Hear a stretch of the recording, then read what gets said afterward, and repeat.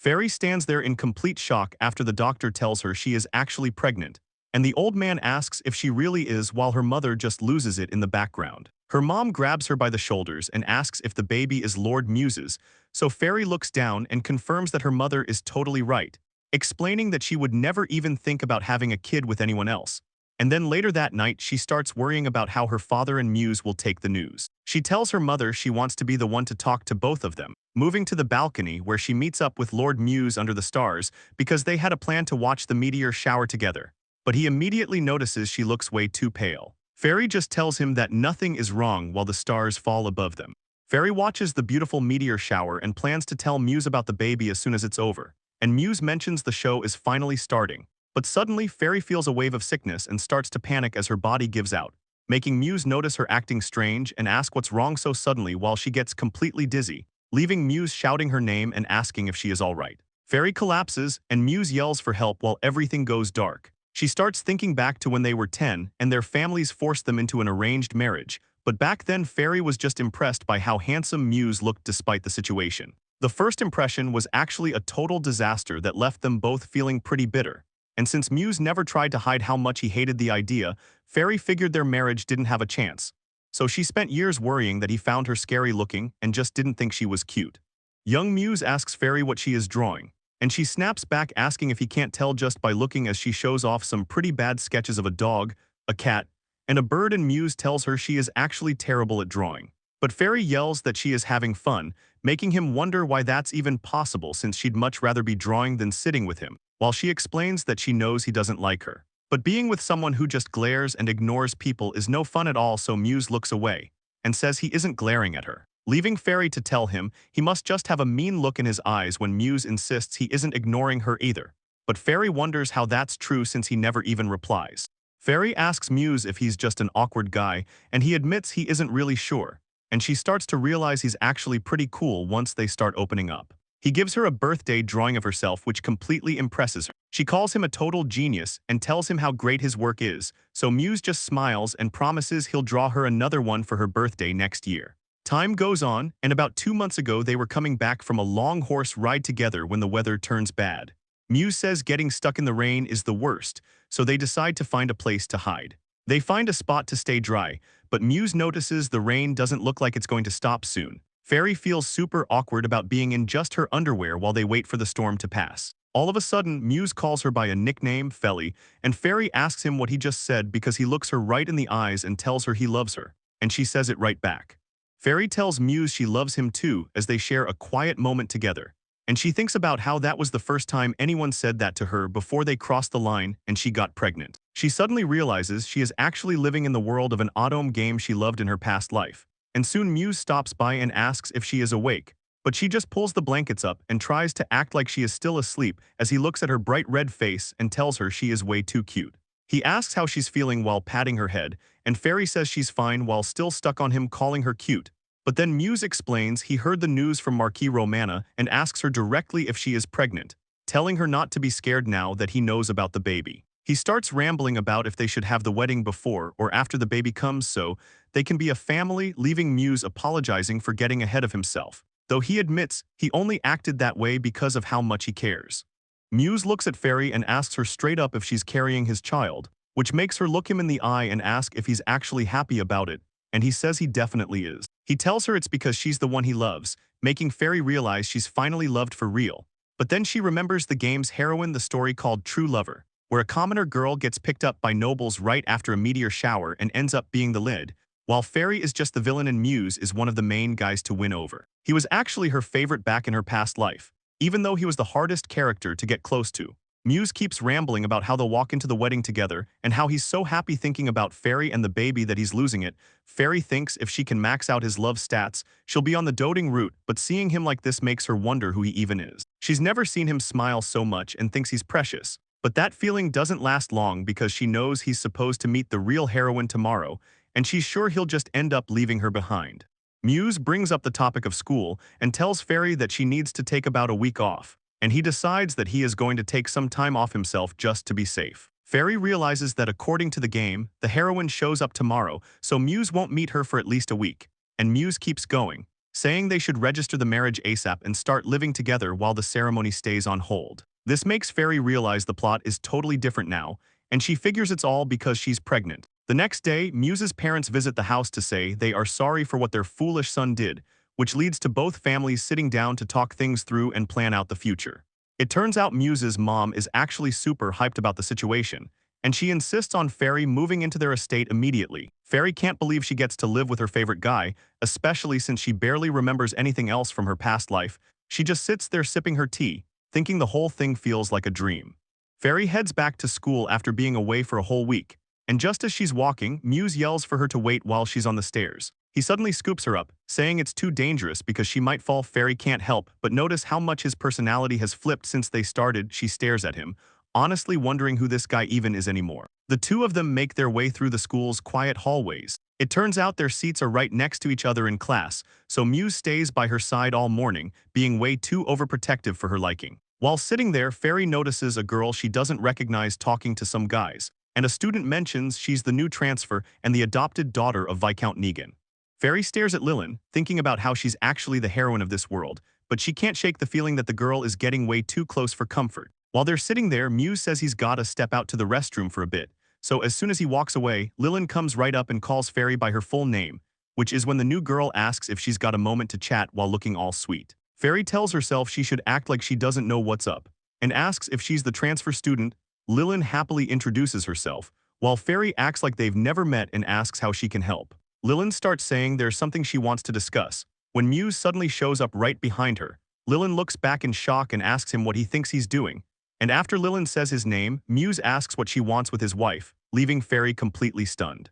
Fairy can't believe her ears and wonders if she heard right when he called her his wife, and Muse stares down the transfer student and says that's exactly right, while the girl looks totally shocked. Lilin starts losing her mind, wondering why the guy known as the Ice Prince is already married, which honestly makes her feel like this has to be some kind of joke. Muse gets even more serious and tells her that his wife is in a delicate condition right now, leaving him to follow that up by saying if she's got any bad intentions, he's not letting her anywhere near her.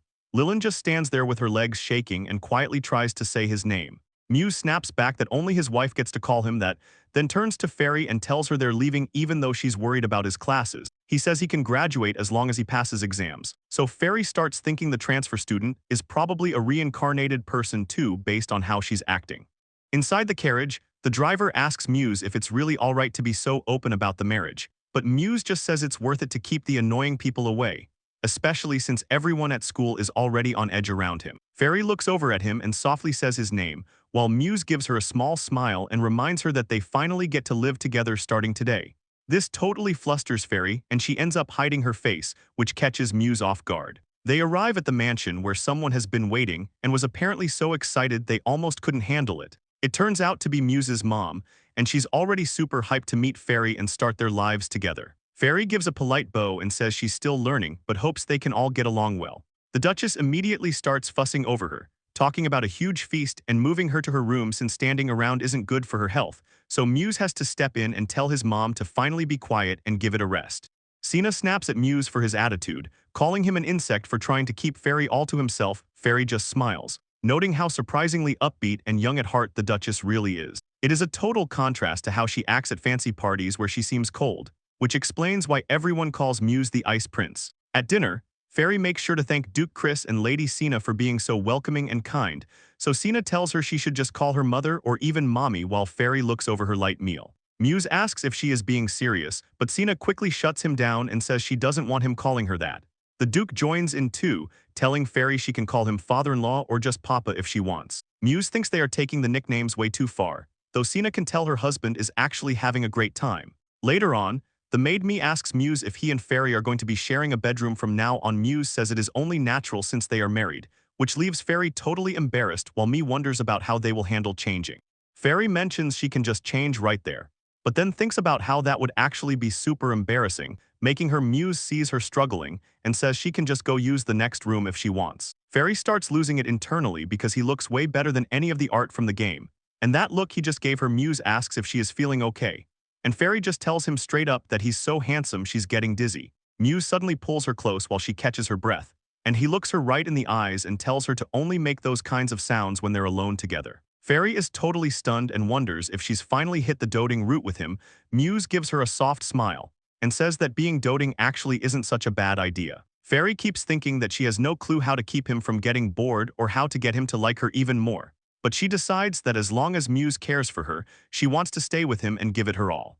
A loud shout of "absolutely" comes from inside the mansion. Muse is right there in bed, leaning over and telling Feli good morning as she wakes up. He looks incredibly good, and he tells her that seeing her face first thing in the morning feels like some kind of reward. Muse pulls her into a hug, telling her she's the one doing too much, while Fairy just blushes and wishes him a good morning. He keeps holding her close and asks when she's finally going to start calling him Muse and talking to him more casually. Muse gives her a playful look and keeps pushing her to just say his name. She finally gives in and calls him Muse, which she thinks is pretty great as he pulls her even tighter. Later at school, Fairy is hanging out in the backyard thinking about how crazy the morning was even though it's only lunch. She sits there eating some bread, still trying to figure out why he's so obsessed with her, when Lilin suddenly shows up out of nowhere and asks if they can talk for a second. Fairy recognizes Lilin and asks what she can do for her, while privately thinking it's bad timing that she showed up while Muse isn't around, leaving Lilin looking completely stressed out as she demands to know how it's even possible that the villainess is already married. Seeing this, Fairy realizes for sure that Lilin is another reincarnator and knows she won't be able to just avoid her. Since Fairy decides playing dumb is her best move and asks what a villainess is, which just makes Lilin yell at her to stop acting. Lilin points her finger and asks if she's a reincarnator too. Fairy just acts like she's never even heard that word before. Lilin gets even more aggressive and steps closer while repeating that she already said what she needed to say. She keeps going off, accusing Fairy of knowing about true love and calling her creepy for stealing Lord Muse away so fast. And even though Fairy keeps up the act of being totally lost, Lilin just screams at her to stop the crap and explain the marriage. Finally, Fairy asks her since when Muse ever belonged to her anyway, which Lilin claims has been the case since the very beginning. And she finishes by saying the whole world was basically built for her because she's the main character of the story. Lilin tells Fairy to hurry up and get a divorce so she can end up alone and miserable. And she adds that she seriously hates Fairy's type, though Fairy just says she has no idea what she's even talking about. So Lilin snaps back that she doesn't need her to understand and just wants her to get out of her sight immediately, but Fairy stands her ground and says she'd only consider it if Muse asked her. She has no intention of leaving him. Lilin loses her temper and yells that it's unbelievable while raising her hand to strike, leaving Fairy to flinch. And just then, Marion starts sprinting over from across the yard toward the both of them. A hand suddenly reaches out and grabs Lilin's wrist right before she can land a hit. And Marion asks Fairy if she's doing okay and checks if she's actually alright, which has Fairy thanking Marion for stepping in, even as Lilin struggles and says it's all just a misunderstanding. But Marion explains he heard them arguing and came to see what was up, then calls Lilin out for trying to hit a pregnant woman. Lilin is stunned by the pregnancy news, while Fairy says that's why she's sticking with Muse, so Lilin tells her to wait and asks if she's really pregnant. But Marion says he's going to report all this to Muse, leaving Lilin clenching her fist and saying there's no way it's true and that Fairy has to be lying. She says Muse isn't supposed to have his first time for another 3 years, leaving Marion looking pretty confused. Fairy figures out that Lilin is following the plot of the game's fan disc, which includes a bonus story about the villainess getting called out at graduation, and says the heroine and Muse get married 3 years after their romance builds up. Lilin is totally falling apart and just keeps asking why, feeling like the whole situation is completely impossible and shouldn't be happening at all. Suddenly, Muse slams the door open and shouts Fairy's name. Muse rushes over to welcome Fairy back, frantically asking if she is okay or hurt anywhere. But Fairy can see he is in a total panic and tells him she is perfectly fine and that they only talked for a little bit, though Muse mentions he heard the transfer student almost hit her, but Fairy makes it clear that never happened. He pulls her into a tight hug and apologizes for not being there by her side, leaving a group of girls in the background completely losing it and screaming. Fairy tries to remind him they are in a classroom, but Muse says people can watch if they want to, and Muse leans in and kisses her cheek in front of everyone, which gets the entire room staring and squealing at the display of affection. Muse holds her close and says he's just glad she's safe, admitting he couldn't live if anything happened to her. Fairy tells him he's exaggerating, but Muse looks at her and says he means every word. Fairy leans into Muse's chest, still a bit stunned by the hug, while a girl nearby watches them with a dreamy look, saying it's so lovely, and Fairy's face turns bright red as she tries to process everything. But the other girls gush about being jealous and how they look like a storybook couple, leaving Fairy realizing she really is loved, though she still has some deep doubts. She wonders if he's only with her because of the baby, and if things will change once the heroine shows up. But she looks at Muse and decides to finally have some confidence, so she gives him a big smile and tells him straight up that she loves him. Muse just freezes there, looking totally shocked by her confession. The girls watching from the side completely lose it over the moment. Muse grabs her chin and tells her to wait, says it's her punishment for being formal and calling him Lord Muse, while Fairy just blushes, thinking back to their kiss from this morning. The girls in the crowd totally lose it because they've kissed twice now, but Muse just tells Fairy it's a reward for being so honest, leaving all the other students completely starstruck, and Fairy feels like her whole personality and character are just falling apart. Later on in the carriage, Muse wonders if that whole scene at lunch was a good idea. Fairy agrees, but she's mostly just panicking about why she's sitting right on his lap, and the heroine eventually shows up back at the classroom after 5th period. Muse immediately calls her out as the transfer student and yells about her trying to punch Fairy. Fairy tries to hold him back and tells him to just let it go. So Muse gets this look in his eyes and warns the girl that if she ever tries anything again, he'll use everything he's got to completely crush her. And it's pretty obvious that Muse was being really scary back then. Fairy reaches out to grab his arm and says she thinks it'll probably be fine. And besides, she reminds him that if he keeps being that mean and scolding her, the girl won't have any place left to go at the school. Fairy thinks back to her past life and remembers getting bullied by some girl just for having a specific favorite character, and she always felt like her game save was hers alone. But the game actually had a main heroine and 5 different guys you could pick, like the Crown Prince Heldrias and Hugo, the future Prime Minister, plus Marion, who becomes a knight, and Killian, the childhood friend. Then there was the Marquis's son, Lord Muse. Back then, the Crown Prince was actually the most popular one in the rankings, while Muse did pretty bad since his route was just way too difficult to clear. But Fairy still thought his good looks and those rare sweet moments were something really special that only she could appreciate. Lillian's backstory in the game says she's just a commoner orphan, so it makes sense that a nice viscount and his wife took her in.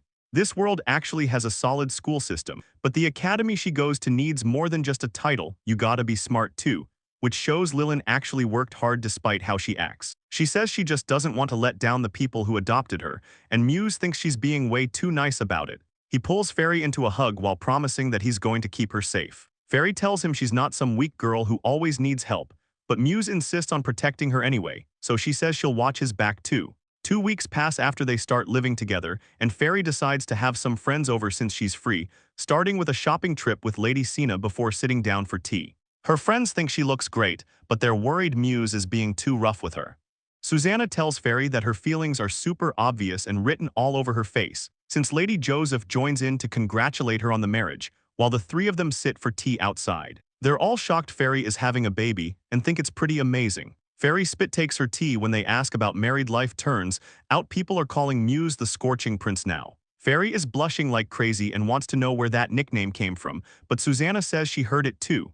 The girls wonder if the rumor is really spreading that fast, especially since they heard it back in class, even though Muse suddenly shows up to say hello. He apologizes for interrupting their tea time, but Muse looks over at Susanna and Lady Joseph while they just sit there. He flashes a bright smile and asks them to keep taking good care of his wife. He starts leading Fairy away, telling her to be careful not to trip since his dad is waiting for them. Lady Joseph asks who that guy even is, while Susanna is completely losing it because she's never seen him smile like that before, leaving her wondering if he's even the same person. Susanna says the rumors don't even do him justice, and Lady Joseph agrees that the way he dotes on his wife is the real deal. Fairy just goes along with the conversation, but Susanna is dying to hear every single detail about their marriage since it's clearly something special. The 3 of them just sit there enjoying their tea and snacks together. Later on, Muse is looking super uncomfortable and has to ask Lillian if she can please step away from him just a little bit, but she doesn't listen and just begs him not to be so cold to her. She keeps hugging his arm like a weird scene out of a game, making Fairy stand there and wonder what Lillian is even trying to do, especially since it turns out that ever since that one incident, Muse isn't the only one who hates her. Now Marion can't stand her either. Fairy watches her and thinks that Lillian actually has a lot of guts for never giving up, though she decides to just focus on the nice weather and starts asking Muse what they're going to have for lunch. A girl walks up and greets Fairy and Muse by their titles while they're just hanging out when she asks if she can have just a moment of their time. Fairy recognizes her as Lady Aliza, the daughter of a viscount, who shows up with a serious request, saying she knows it might be a bit much, but she really wants to write a novel using the 2 of them as the main models. Fairy is totally shocked and asks if she's serious about the novel, and Aliza says she is, so Muse asks her if she's actually an author herself. She confirms it and shows them a book, saying she actually writes stuff like this, and Muse is surprised because it's his friend's favorite book, while Fairy remembers it's a super sweet romance story. Aliza blushes and tells them she just thinks the way they look together at school is amazing. Aliza is all smiles and says she just couldn't help wanting to write a book about the two of them. She looks totally thrilled while Fairy turns to Muse to see what he thinks. He says he doesn't mind at all, which catches Aliza off guard. She gets even more hyped and asks if they can share the story of how they first met, and Muse says he doesn't think it's that interesting. Fairy pipes up and says her first impression of him was actually terrible, but Muse just smiles and says it was love at first sight for him. Fairy is totally shocked by that reveal. Aliza thinks it's sweet and asks what they were like as little kids. So Muse starts explaining how things used to be, mentioning he actually had another fiancée named Lady Kalisha at first. Apparently her family's status was perfect, but they got caught doing some shady business, so the engagement was cancelled. He explains that their families first connected right after a major flood happened, and Fairy's family was the one that provided all the money and technical help to the Lammas territory after the disaster hit. Muse explains that his father didn't want their connection to be a one-time thing, so he came up with a plan. Fairy's family was also pretty happy to get support from a duke's family, and so the engagement was officially settled. Back then, Muse admits he used to think that as long as someone was useful to the family, nothing else really mattered. He looks at what Fairy is doing and asks what she's drawing, but she says it's obviously a dog, a cat, and a bird. Muse says the drawing is way too terrible, but Fairy yells that she doesn't care because she's having fun, leaving him wondering what that even feels like. He mentions that because of how he looked, people always got the wrong idea about him eventually. The whole hassle of it made him stop smiling and give up on doing the things he actually liked. Fairy asks what his deal is, but Muse just tells her to hand the paper over. Fairy sees the drawing and says it's amazing and that he's really good at it. So she stares at the paper with huge eyes and asks how he can possibly draw that well. Fairy yells that Muse is a total genius while looking completely hyped up, but he just sits there quiet. Muse tells her he'll keep drawing since she likes it, and Fairy says she can't wait to see more. Muse realizes that just being around Fairy is actually fun and makes him feel genuinely happy, making him remember his mother telling him that feeling is what love looks like while she smiled at him. The truth finally clicks for Muse, and he admits to himself that he is definitely in love with Fairy. He thinks the feeling is actually pretty good, even if he gets caught up in every little thing she does. The school building stands tall as Muse thinks the situation is funny but sweet. Until things change, he sits there drinking tea and looks totally annoyed because he hates where Fairy's attention is going. Apparently, it all started when a single letter showed up for Fairy that she didn't even need, leaving Muse losing his cool over why she is the one who has to talk to the transfer student. Fairy tells Muse that she thought it would be fine to hear the guy out anyway, so Muse starts losing his mind and yells that he won't let her meet another man alone, but Fairy just asks if he's jealous, and Muse just stands there completely shocked by Fairy's kindness, while he wonders to himself if he somehow managed to get together with an actual goddess. Later on, Fairy sits down at a table and asks her guest what he wanted to talk about, so Killian Hendrik asks her what she has been thinking about Lilin lately, which makes Fairy admit she mostly just sees her as an energetic person since they don't really have a history. But Killian looks down and tells her she's being way too nice by describing her that way. He starts explaining that he met Lilin at an orphanage his parents visited when he was young, and tells Fairy that the girl lost her parents early on before her adoptive mother passed away as well. Killian remembers how Lilin was all alone but always stayed happy, and he really liked that about her. He was actually really happy when her adoption finally went through, but things eventually got weird. Ever since they started talking about her going to the academy, she began saying some pretty strange things, so Lilin just stands there shaking with excitement while she looks at her papers. She starts cheering because she realizes she's in the game world and finally gets to meet her favorite guy, Muse. She's acting like her whole life is just beginning, which makes Fairy wonder if the girl is totally losing it. Fairy starts putting the pieces together and realizes that something is definitely off. It doesn't even feel like Killian is asking for advice, and the way this info is coming out feels just like a game. Moving on, Killian is the only son of a count, but even though he looks calm while having tea, his family is actually supposed to be completely ruined because of all the mistakes the previous head made.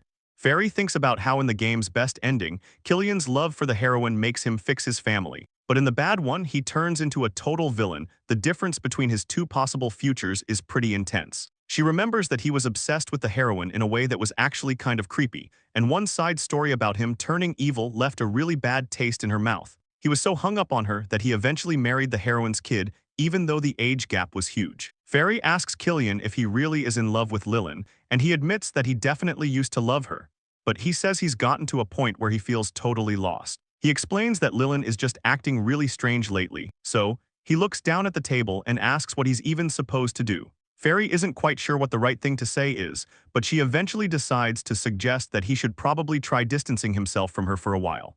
Fairy says she doesn't know what Lilin is really up to or what Killian wants, but that's just her take on things. She gives a little smile and says there are just some things people can't see when they're too close to them. Killian looks down at the table and admits that she is probably right about that.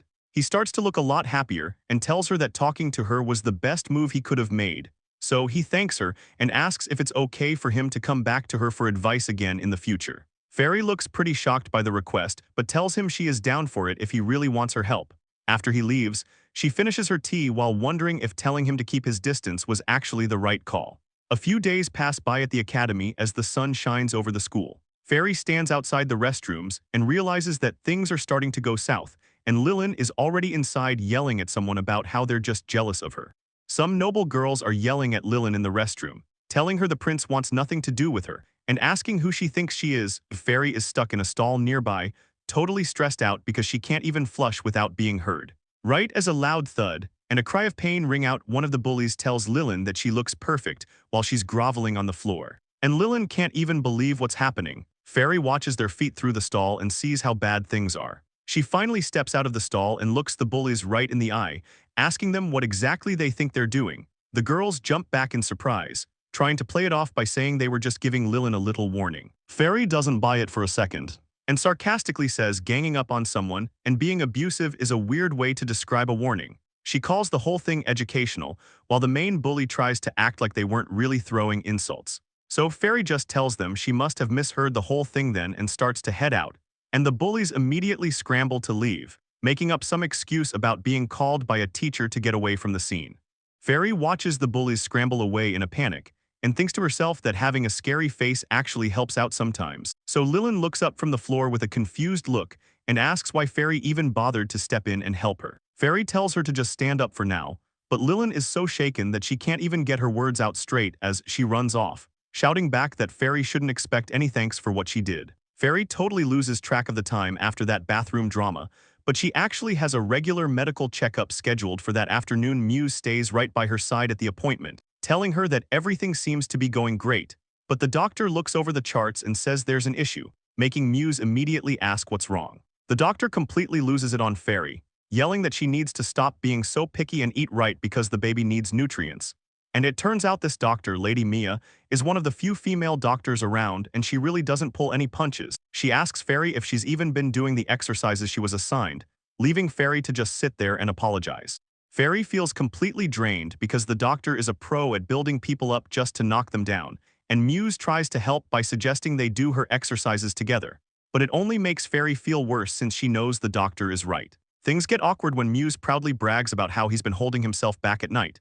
But Lady Mia just tells him that Fairy will be in a stable period soon, so he needs to keep waiting until then, leaving Muse to ask if things are fine once she reaches that stage, though Mia reminds him that Fairy's health is always the main priority. Mia admits she thought Muse was a patient guy who took things slow, but that's clearly not the case with Fairy, and she tells Fairy that she's honestly just happy to see her looking so good lately, making Muse trail off into a daze while he wonders out loud if this whole situation is just a dream. And Mia can't believe she's hearing him brag about his love life, saying he's acting just like Lord Chris. But Muse gets annoyed and asks how they're even alike, which only proves Mia's point even more.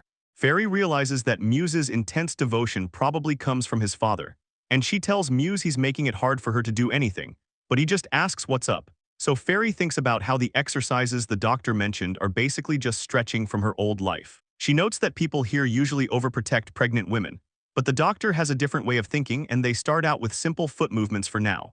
And Fairy plans to add waist and neck exercises once things are more stable, trying to stay focused while Muse tells her not to mind him, but he looks so good she finds it impossible to ignore him. Muse hugs her and says she has a nice voice, making Fairy feel like she isn't getting anywhere. Muse shifts the conversation to the baby, asking her which gender she would prefer to have as he leans in close. Fairy says she'd be happy if their kid looks like Muse, but he just asks if she really wants them to look like him, and Muse says he doesn't want that because it wouldn't be good. Though Fairy thinks they would be totally adorable, so she mentions how he's been cute since they were little and was exactly her type, even if he was kind of unfriendly back then. But when she asks what he thinks, Muse starts to answer by saying he really wants the baby to look just like her. Muse asks if she hates how she looks, and Fairy explains she doesn't hate herself, but she'd feel bad if the kid had a hard time because of their looks like she did. People call him the Ice Noble because he's so stone-faced and has a mean way of talking, but he's actually a lot nicer than people think, and Fairy tells him he's already being a total worrywart. Muse wonders if he'll be a good dad, but Fairy promises he will be because he's kind, even if she's the only one who sees it. Muse apologizes to Fairy and tells her he won't be able to go to the academy today. He says his dad wants him to check on the rivers while the Duke heads to the castle, and tells her to be careful since their land is in a spot that gets hit with a ton of rain all the time. And while he brushes her hair, he lets out a big sigh because he's so stressed about her going off to school all by herself. Me notices he's gotten better at hair, but he's just worried about that transfer student while Fairy says she's fine, looking in the mirror and saying she knows how much he cares. Then, she heads out and runs into some guys, including Hugo, who promises to protect her with everything he's got. Since he was asked to help, Hugo says he's going to spend the whole day focusing on guarding her like a bodyguard. Fairy gets totally swamped by guys holding umbrellas for her and tries to tell them she's really okay, but she's actually so over the whole thing that she starts giving off a really scary look. Hugo looks off to the side with a soft smile while thinking about Ririn. A student walks past in the busy hallway and shouts a loud hello to Fairy. Sina asks if Muse is taking the day off, so Fairy explains that something urgent came up, making Sina realize he must be swamped with work. Fairy finds Hugo and Marion taking up a table and asks what they're doing since they're just sitting there. Hugo says they were asked to escort her, which shocks Sina while Fairy just sighs because she told Muse not to do this. Hugo explains Muse sent a fast horse early this morning just to get them here. Sina loses it and says this is definitely love, admitting she thought Fairy was just being a worrywart. Fairy is so embarrassed that she says she needs to go to the library and starts walking, leaving Hugo completely stunned as he repeats the word love to himself, while Sina follows Fairy, telling her she just saw something beautiful even if it's a weird time to say it.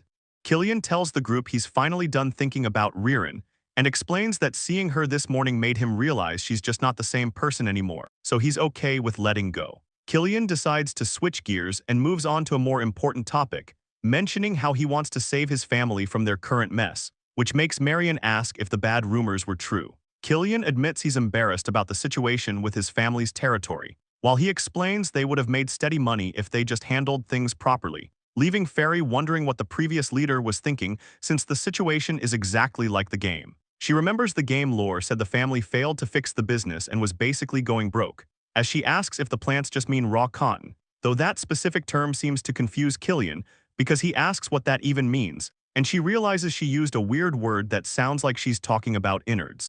Fairy thinks about how this world has cotton thread but no raw cotton, so cushions are just stuffed with lumpy scraps. She asks Killian if he can show her the cotton plants on his next day off, so they head out to the Hendrik domain where Killian welcomes everyone to his family's land. Fairy tells him the place looks spectacular, and she looks at the massive fields and asks if the whole place is a plantation, and Killian says he's right. Killian knows she really wants to see the actual cotton, so he offers to take her to the warehouse. They step inside and Fairy sees tons of cotton piled up everywhere, which leads to Killian explaining that the silk mill they worked with moved away, so their plan for a factory failed. He says they're flat broke right now, and Fairy points out that he tried to start reforms first. Killian explains how his ancestors turned the whole territory into cotton fields back when it was rare, and it was a gold mine at first, but once other places started growing it, the prices just dropped.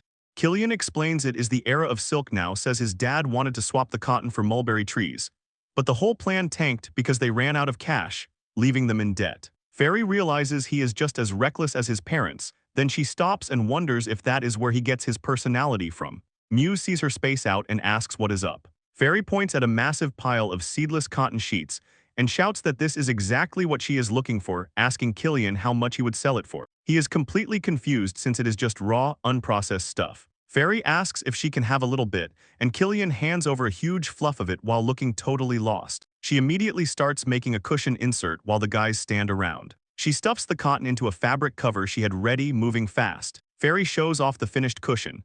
Muse realizes she had been planning this since she already had the cover made, leading him to touch it and say it is super light with a cool texture, while the other guys want to turn. Killian gets his hands on the cushion and is shocked at how light and fluffy it feels, and Fairy starts thinking back to when she first learned to sew and how lumpy the old stuffing always felt. So Killian asks if he can use her idea because it will definitely sell and save their cotton, and Fairy tells him she doesn't mind. And he gets so hyped that he thanks her over and over while promising to give her a cut of the profits as a reward. Muse tells him to just take the deal since it works out as a fair trade between their two families anyway. But he warns Killian that they need to get a patent since people will try to copy the design, and Killian agrees to the plan. Killian thanks them both as the cushions turn out to be a massive success, just like he predicted, and the Hendrik territory keeps the sales restricted and sets a high price for their new patented specialty. So the business creates a ton of local jobs and brings in huge money. But Muse has something else on his mind as he sits there hugging a cushion and thinks that Killian is getting way too close to Fairy lately. Outside the academy building, things are starting to get weird as someone realizes something is definitely wrong, and Lilin looks down at her ruined textbook, thinking that this kind of bullying is exactly like what happened in the game. So the other students start gossiping about how the villainess has finally shown everyone who she really is. Everyone in the room starts pointing fingers and yelling that Fairy is the culprit since there isn't any other explanation, leaving Lilin to call out for help, while Muse looks totally annoyed and asks the transfer student what she wants from them. Fairy tries to keep her cool and tells herself it's fine because this is just one of those events that leads to the fiancé getting blamed. And Lilin decides this is the start of her big comeback and claims that Fairy gave her the book, which leaves Fairy completely shocked. Muse tells Lilin to stop being ridiculous because Fairy would never even bother with someone like her. But Lilin just looks down at the torn pages and says she understands why he would want to believe that. And Fairy stands there wondering if this specific event was even part of the game's original story to begin with. Muse jumps in to defend Fairy, telling everyone she's always with him, so there's no way she had any time to mess with Lilin's stuff. And he keeps going, saying it's impossible because Fairy only does her required classes before they head home together in their carriage. Lilin tries to argue that only someone like Fairy would do something so mean, but Muse just stares her down and asks what she even knows about her. Then he gets even more intense, claiming Fairy is as kind as a goddess in both her body and soul, which totally catches Fairy off guard. Lilin asks why he's so obsessed with Fairy, and while Muse tries to act like he isn't, Fairy just stands there looking completely dazed. Moving on, Muse tells Lilin she needs to think about her own actions and suggests someone probably did this because they're sick of her following the prince, so Lilin tries to stutter out a response. But Muse shuts her down by saying he's done tolerating her treating Fairy like an enemy, and he gives her a scary look, asking if she really wants to find out the hard way what happens when someone messes with his family. Lilin stares down at the mess and wonders how things went so wrong, so she immediately starts backing away from them, nervously claiming that maybe the whole thing was just a big misunderstanding after all. Lilin is totally fuming, wondering why Muse won't see that Fairy is actually the one in the wrong, and Fairy just stands there looking completely shocked since she actually thinks of herself as the villainess. Lilin loses her cool and starts yelling at them to wait, telling them they've got the whole situation wrong. But Fairy is just caught in her own head, worrying that Muse has super hearing and feeling like he's a terrible judge of character. She looks down, thinking about how there's no way she'd ever want to make her favorite person get that mad. So Muse gets right in Lilin's face and asks her what proof she even has to call Fairy a bad person. He takes it a step further and tells Lilin that if anyone's being a wicked and hideous lady here, it's her. Lilin is left completely stunned, wondering why the game isn't playing out the way it's supposed to, and she keeps spiraling, thinking about how she's the heroine who was meant to be loved by everyone, while she just can't handle being talked to like that when she's supposed to be the star of the show. Lilin tries to claim that Muse actually belongs to her, but he just looks annoyed and asks what she's even talking about, and he makes it crystal clear that he's only ever belonged to Fairy since the very day they got engaged. Lilin just blinks in disbelief while trying to process what he just said, while everyone in the room starts clapping for them, leaving Lilin clutching her books and wondering why everything is falling apart. So later on, a professor speaks up for the academy about how they don't handle harassment lightly, but she tells Lilin straight to her face that she's actually partly to blame for this whole mess. Lilin completely loses it and asks how that's possible when she's supposed to be the victim here. The professor isn't having it and asks her if Muse already explained the situation to her before, and she points out that Lilin's lack of boundaries with the crown prince and the other guys is totally wrong for noble society. And she explains they were only being nice because she was new, but now way too many students are complaining.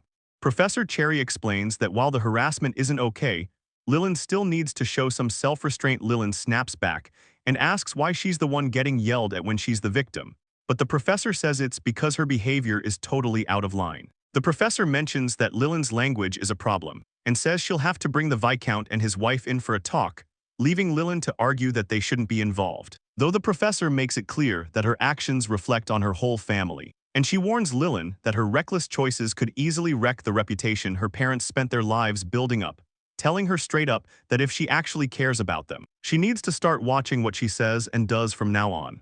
Lilin heads out to a quiet gazebo by herself to try and think things through. She wonders why nothing is going right even though she finally met everyone, and she feels terrible for causing trouble for the family that was so kind to her. But then she starts thinking back to her past life back when she was just an ordinary student living a normal life, until she got completely obsessed with an autumn game called True Love. She thought it was the most precious thing in the world.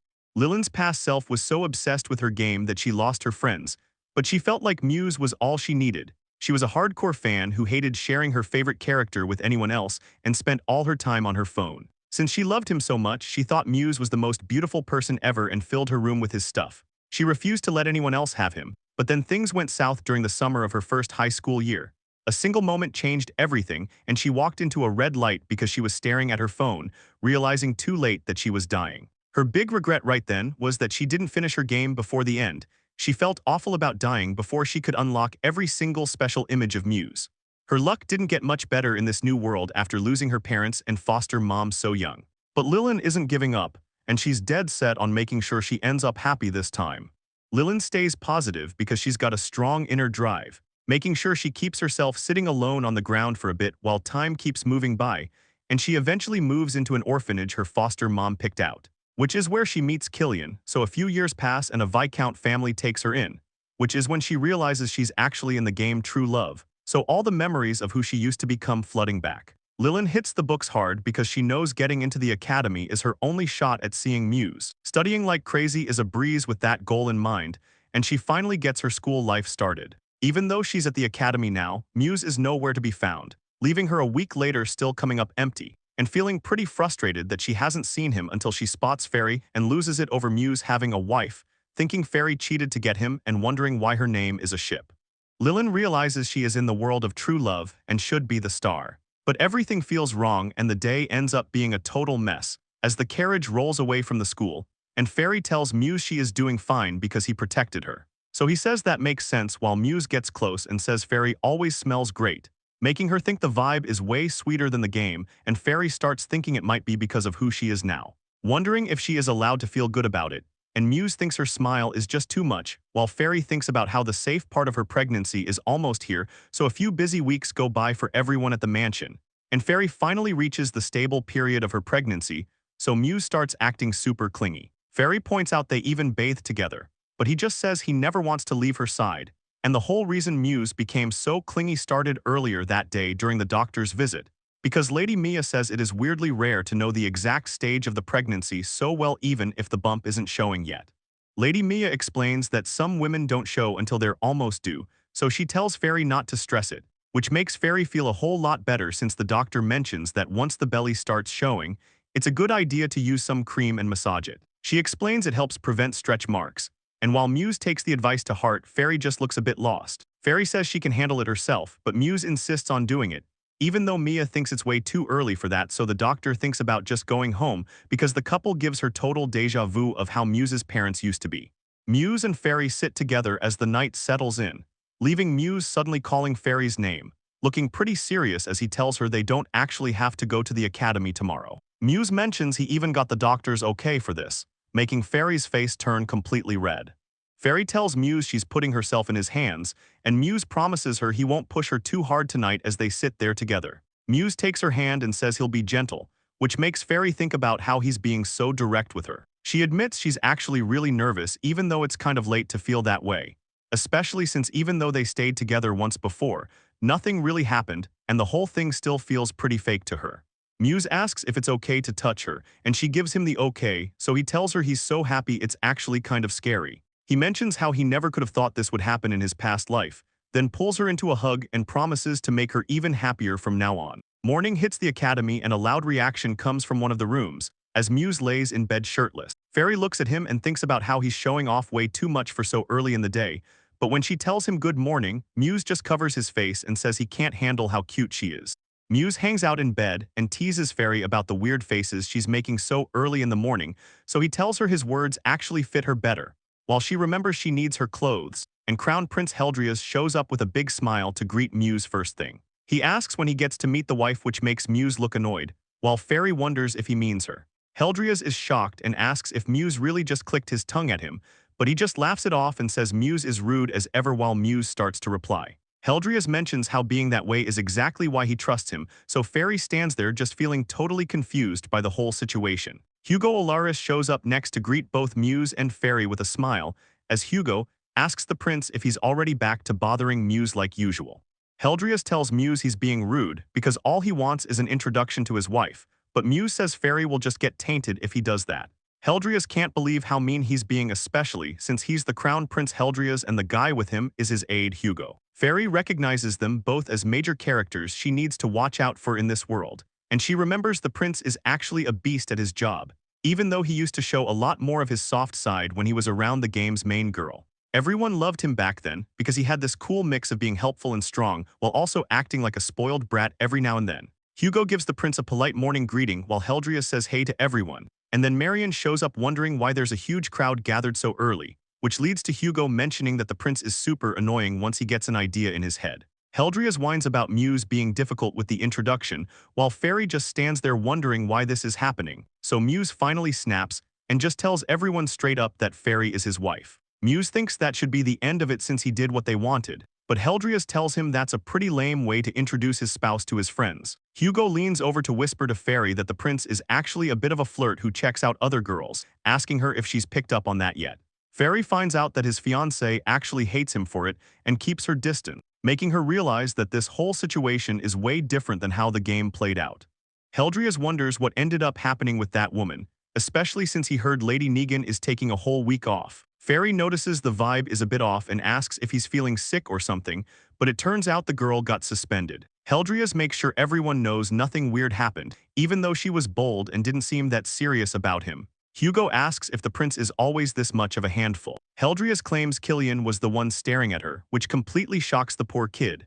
Killian hits back saying Hugo was looking too, while Hugo just sighs about how he tried to warn her a bunch of times. Heldrius admits he eventually just ignored her since she wouldn't listen, but Hugo tells him that's just cold. The prince doesn't seem to care and says he treats every girl exactly like that, and Muse steps in to say he's just trying to be a nice guy, leaving Fairy feeling totally confused by the whole group. A week passes while the night air stays quiet around the school. Fairy stands alone in her room, thinking about how terrible the situation really is for everyone involved.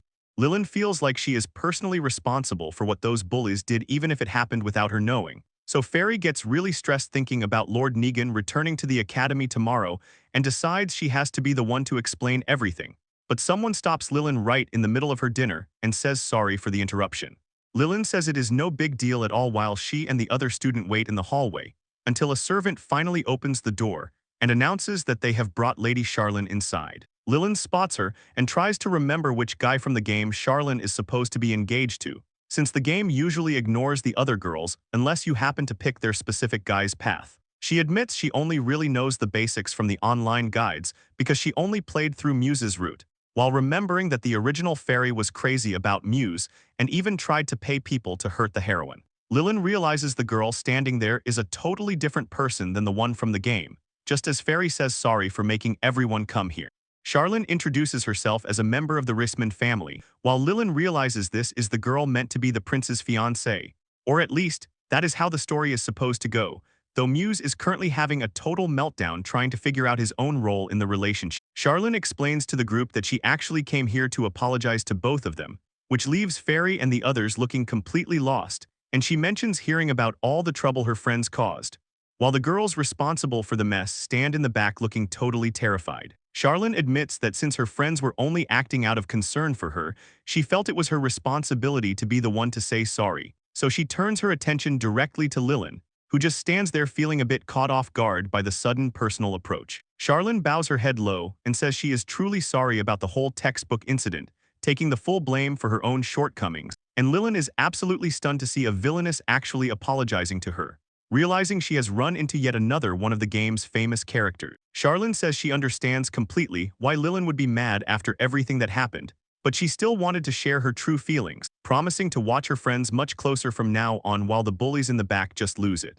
The noble girls try to justify their bullying by blaming Lilin for getting too close to the prince, but Charlene shuts them down instantly and stands firm, telling them that as humans and as nobles who are supposed to be role models, they really messed up by doing something so embarrassing, leaving the group of girls looking completely guilty, and Lilin watches the whole scene go down, trying to process how a character meant to be a villainess could actually be this reasonable while she starts wondering if this sudden turn of events means she has accidentally unlocked the Crown Prince's secret story path. Charlene turns her focus to Muse, asking him if he actually bothered to think about his mistakes while he was away on suspension. Then she turns toward Fairy and bows her head low, offering a sincere apology for dragging her into all of this drama. Fairy starts to freak out a little and tells Charlene to please look up, feeling totally awkward about the formal gesture, while Charlene keeps insisting it is her fault that Fairy was even temporarily suspected of anything. Though Fairy tells her that everything is fine since she realizes that the person apologizing to her right now isn't even the one who actually caused the problem to begin with. Charlene thanks Fairy for being so kind, and Fairy just stands there looking at her while thinking about how adorable the girl is.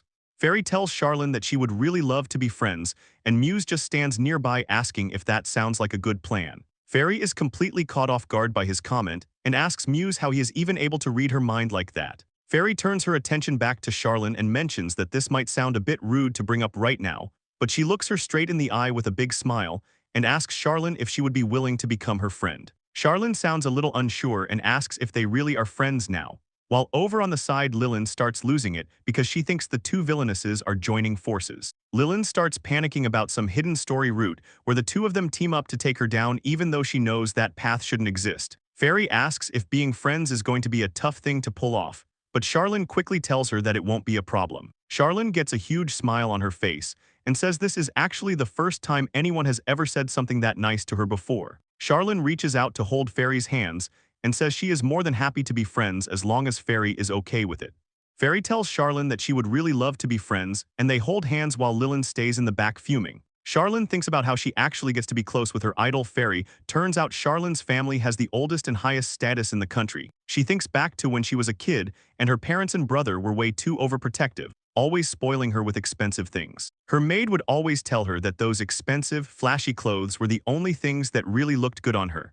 But deep down, she actually just wanted the simple, normal stuff she wasn't allowed to have. Because she has black hair and red eyes from her mom, who was a foreign princess, she feels like her look is a bit too intense. Looking in the mirror, she thinks she looks like a witch and tells the staff to hurry with the ribbon. She's always been the type to just want some peace and quiet, like when she's reading a book alone. She loves getting lost in romance stories out in the sun, even if she knows it might look a little weird to others, thinking about how great it would be to find that kind of love for herself one day.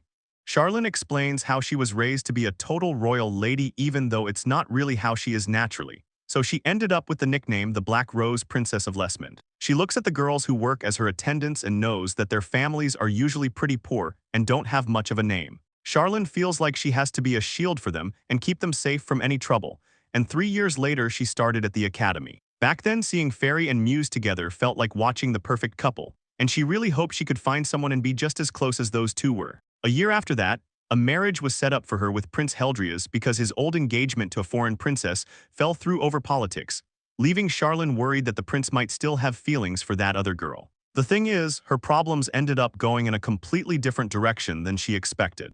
Charlene stands there looking completely done with everything while thinking about the crown prince and remembers how he's always hitting on every woman he sees, which makes her think the guy is just way too flirty. She tells him that everyone gets super flustered when he talks to them so casually, even the maids, but Heldrius just smiles and calls out her name. He looks her right in the eye and says that being nice to girls is just part of who he is, and then he laughs and tells her she was definitely jealous, adding that he actually loves it when girls get like that.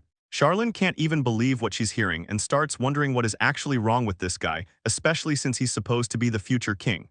But the crazy part is that when he's actually working in public, he's surprisingly good at leading meetings, and he's even helped out the poor by giving them more jobs, which ended up making the crime rate go way down across the city. He even brought in a high-tech sewage system from another country to handle the wastewater, showing that he's actually focused on fixing the kingdom. And Charlene finally realizes that even the nice restrooms they use every day are only there because of him. The prince sends Charlene a letter inviting her on a 2-day trip to a town called Nasbania, and she realizes he's actually asking her out on a date, which is wild since he's usually way too busy for this. The two of them finally arrive at the sunny coastal town of Nasbania. Heldrius flashes a charming smile and asks if they should go for a walk, so Charlene just follows along. While they're walking past the shops, Charlene gets confused because the prince suddenly stops and starts chatting up a local shop girl, who immediately starts blushing while Charlene just watches them. He tells the girl she has great hair, which makes the girl get all flustered and call him lovely right back. Charlene just stands there with a deadpan look, completely done with his flirting, but he keeps going, saying he's flattered that such a pretty girl likes him, which totally shocks Charlene. She looks at the prince feeling pretty stressed out by how he's acting in public and calls him out.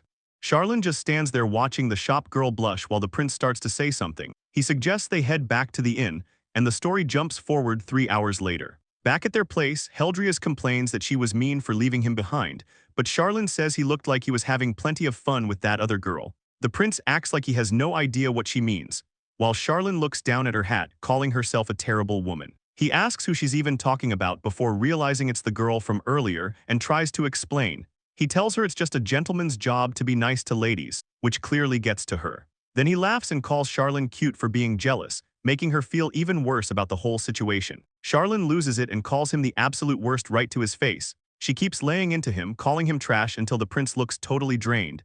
And from that point on, Charlene starts keeping her distance from him, even when Hugo tries to apologize for how the prince acts. Charlene tells Hugo she can't believe he went out of his way to apologize for the prince. And then she says that whatever woman ends up marrying him will definitely be happy. Hugo stays quiet and looks away after hearing such a nice compliment. Fairy keeps a close eye on everyone over the next few days. Watching the prince shows her that he acts nice to every girl at school, not just Ririn, which makes Muse say the prince's fake attitude is enough to make him feel sick. Fairy asks what he's talking about, but he tells her he was just talking to himself. As Fairy looks at how lonely Charlene seems and decides she really wants to be friends. So when Muse asks if she's thinking about Charlene, she can't believe he knew. And then he finally suggests that she should just go ahead and invite her to tea. Muse explains that inviting her to their house stops any unwanted people from showing up. So Fairy asks if he's really sure. Charlene is clearly losing it with joy after hearing the invitation. Charlene excitedly shouts that she'd love to come over and then thinks to herself about how much of a fan she is of Fairy. While back at the house, Muse looks very determined and announces that he's going to put body cream on her. Fairy tries to back off and says she doesn't need it yet. But Muse insists the doctor told him starting earlier is better. Fairy says the whole situation is just way too embarrassing, even though Muse starts rubbing the cream onto her belly anyway. A little more time goes by, and the story moves forward to when Fairy is finally 5 months pregnant, leading Muse to explain that he heard her back and hip joints will start to hurt as the baby gets heavier. He tells her to say something the second anything happens and to not carry heavy stuff. And Fairy can't help but think that his overprotectiveness is actually just getting way worse as the days go on. Muse watches Fairy and thinks to himself that she spends way too much time worrying about other people. Fairy asks him if he ever thinks about anything else, but Muse says his mind is only ever on her, which leaves her completely shocked. The next day arrives and Muse's mother just smiles, saying the whole situation is just a classic case of like parent, like child. The Duchess mentions that Chris used to be the same way, so when Fairy asks if her father-in-law was really like that, the Duchess says it just runs in the family. She tells Fairy that she is really looking forward to the big day, and Fairy happily agrees that she is too. Finally, the day of the tea party shows up. Muse is already using his goggles to scope out the area while a carriage pulled by 4 horses rolls up. Muse realizes the person inside is just trying to show off the status difference to Fairy, and Muse just sighs to himself, noting that Duke Rismond is back at his usual tricks again. Turns out the two families don't actually get along that well because Charlene's dad always tries to brag to Chris. But according to Muse, it isn't a big deal and is really just some friendly back and forth between the two houses. Charlene shows up at the estate looking formal in her massive dress while she thanks everyone for the invitation, looking so good that nobody can help but notice. Fairy says she's glad Charlene could make it, and Muse keeps it polite by welcoming her too.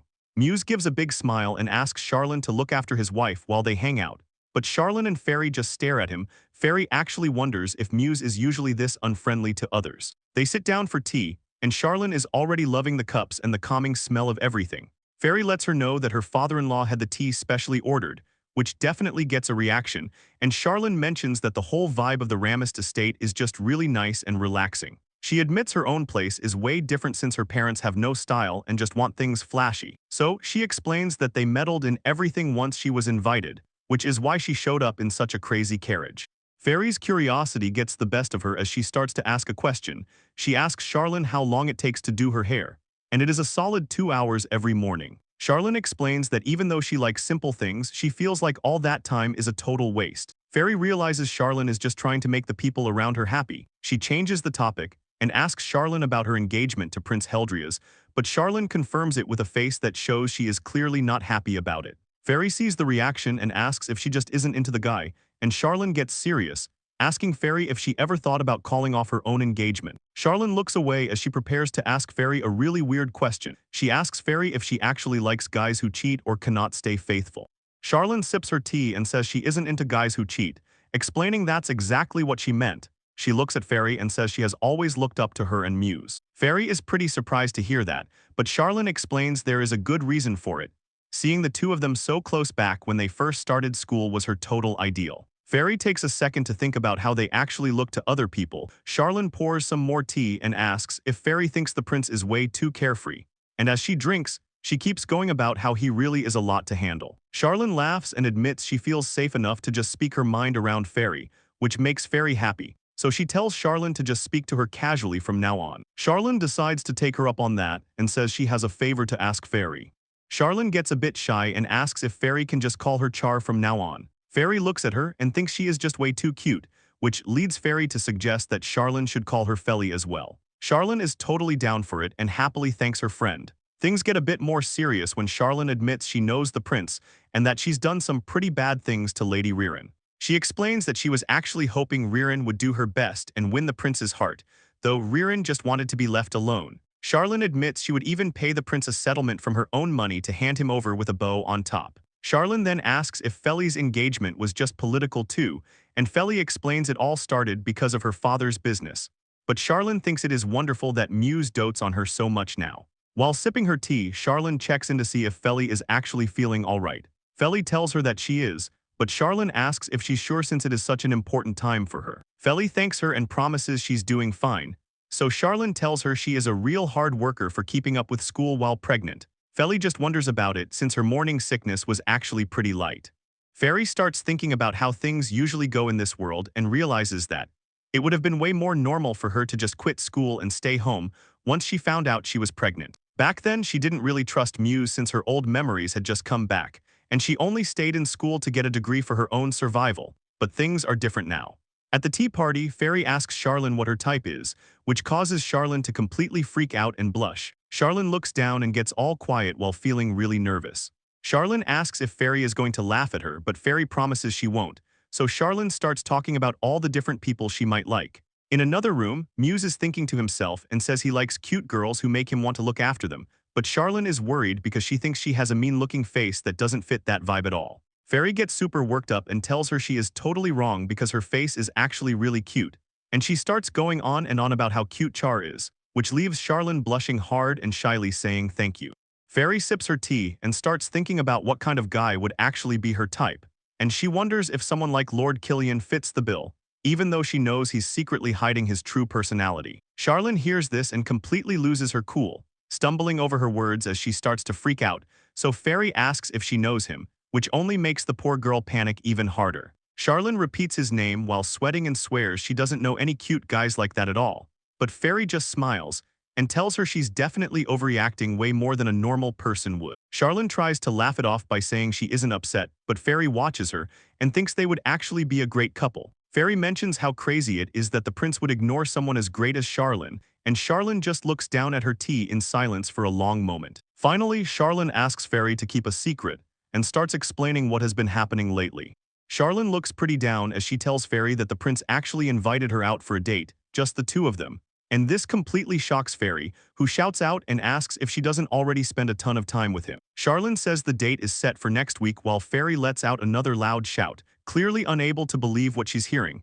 But then a maid named Felly walks in, making Fairy jump as Charlene tries to keep things quiet while the maid apologizes. Fairy says she is dying to hear more, so Charlene explains how the prince usually ignores her but suddenly showed up at her place smiling and saying all kinds of weird things to her like it was nothing. Charlene tells her she actually turned him down at first like she usually does, but he told her that since they're engaged, they should probably start doing things together since they never have before. He suggested they should start hanging out more, though Charlene thinks it's way too late for him to be saying stuff like that, especially since she remembers him hitting on other girls right in front of her in the past, which made her furious, and Fairy just agrees. Fairy tells Charlene that anyone would be upset about a situation like that, and Charlene is feeling pretty down because she can never figure out what Heldrias is thinking. but she wonders if things might actually be fun since he went out of his way to invite her in person, while Fairy suggests it might be different. Though Charlene still looks pretty doubtful about the whole thing, as she checks in with Fairy to see if she agrees with her.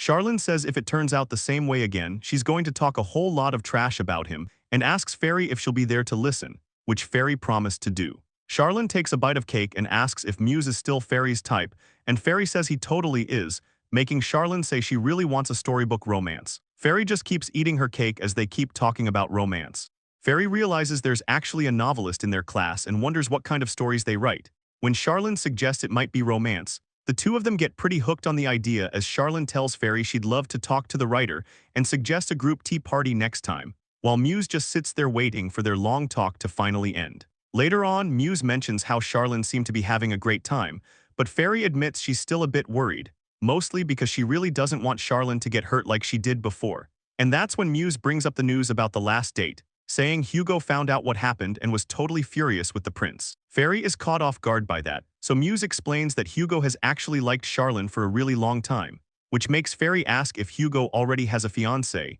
but Muse just looks around and notices the prince is nowhere to be found. Muse mentions he remembers hearing something about an engagement for Hugo, but turns out Hugo refused the match and the whole thing fell through, leaving Fairy wondering why things are changing from the game's story again. Fairy looks a bit caught off guard and asks if the news about Hugo is really that shocking, but then she realizes it actually makes sense, leaving Muse sitting there looking completely confused.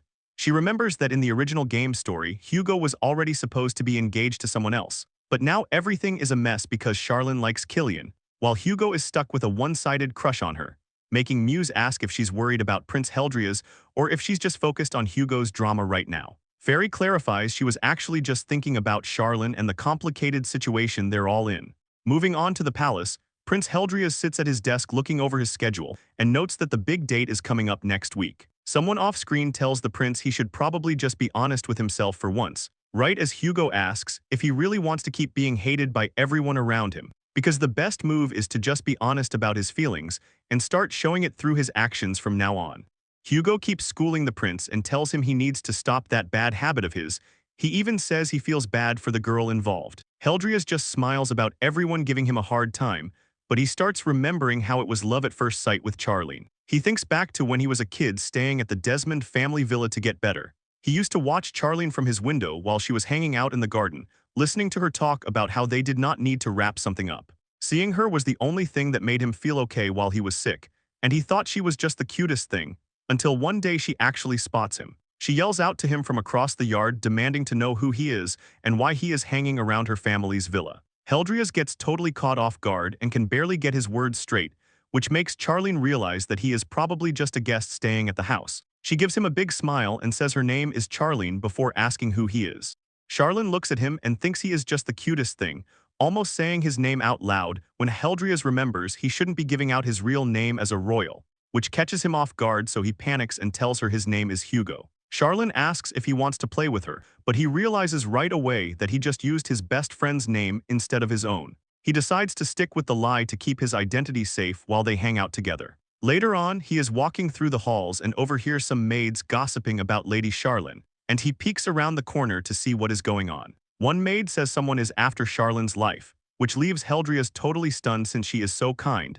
The maid starts to explain the situation, and Heldrias looks like he is about to lose it because he starts thinking that Charlene is only in danger because he is a prince staying at her home.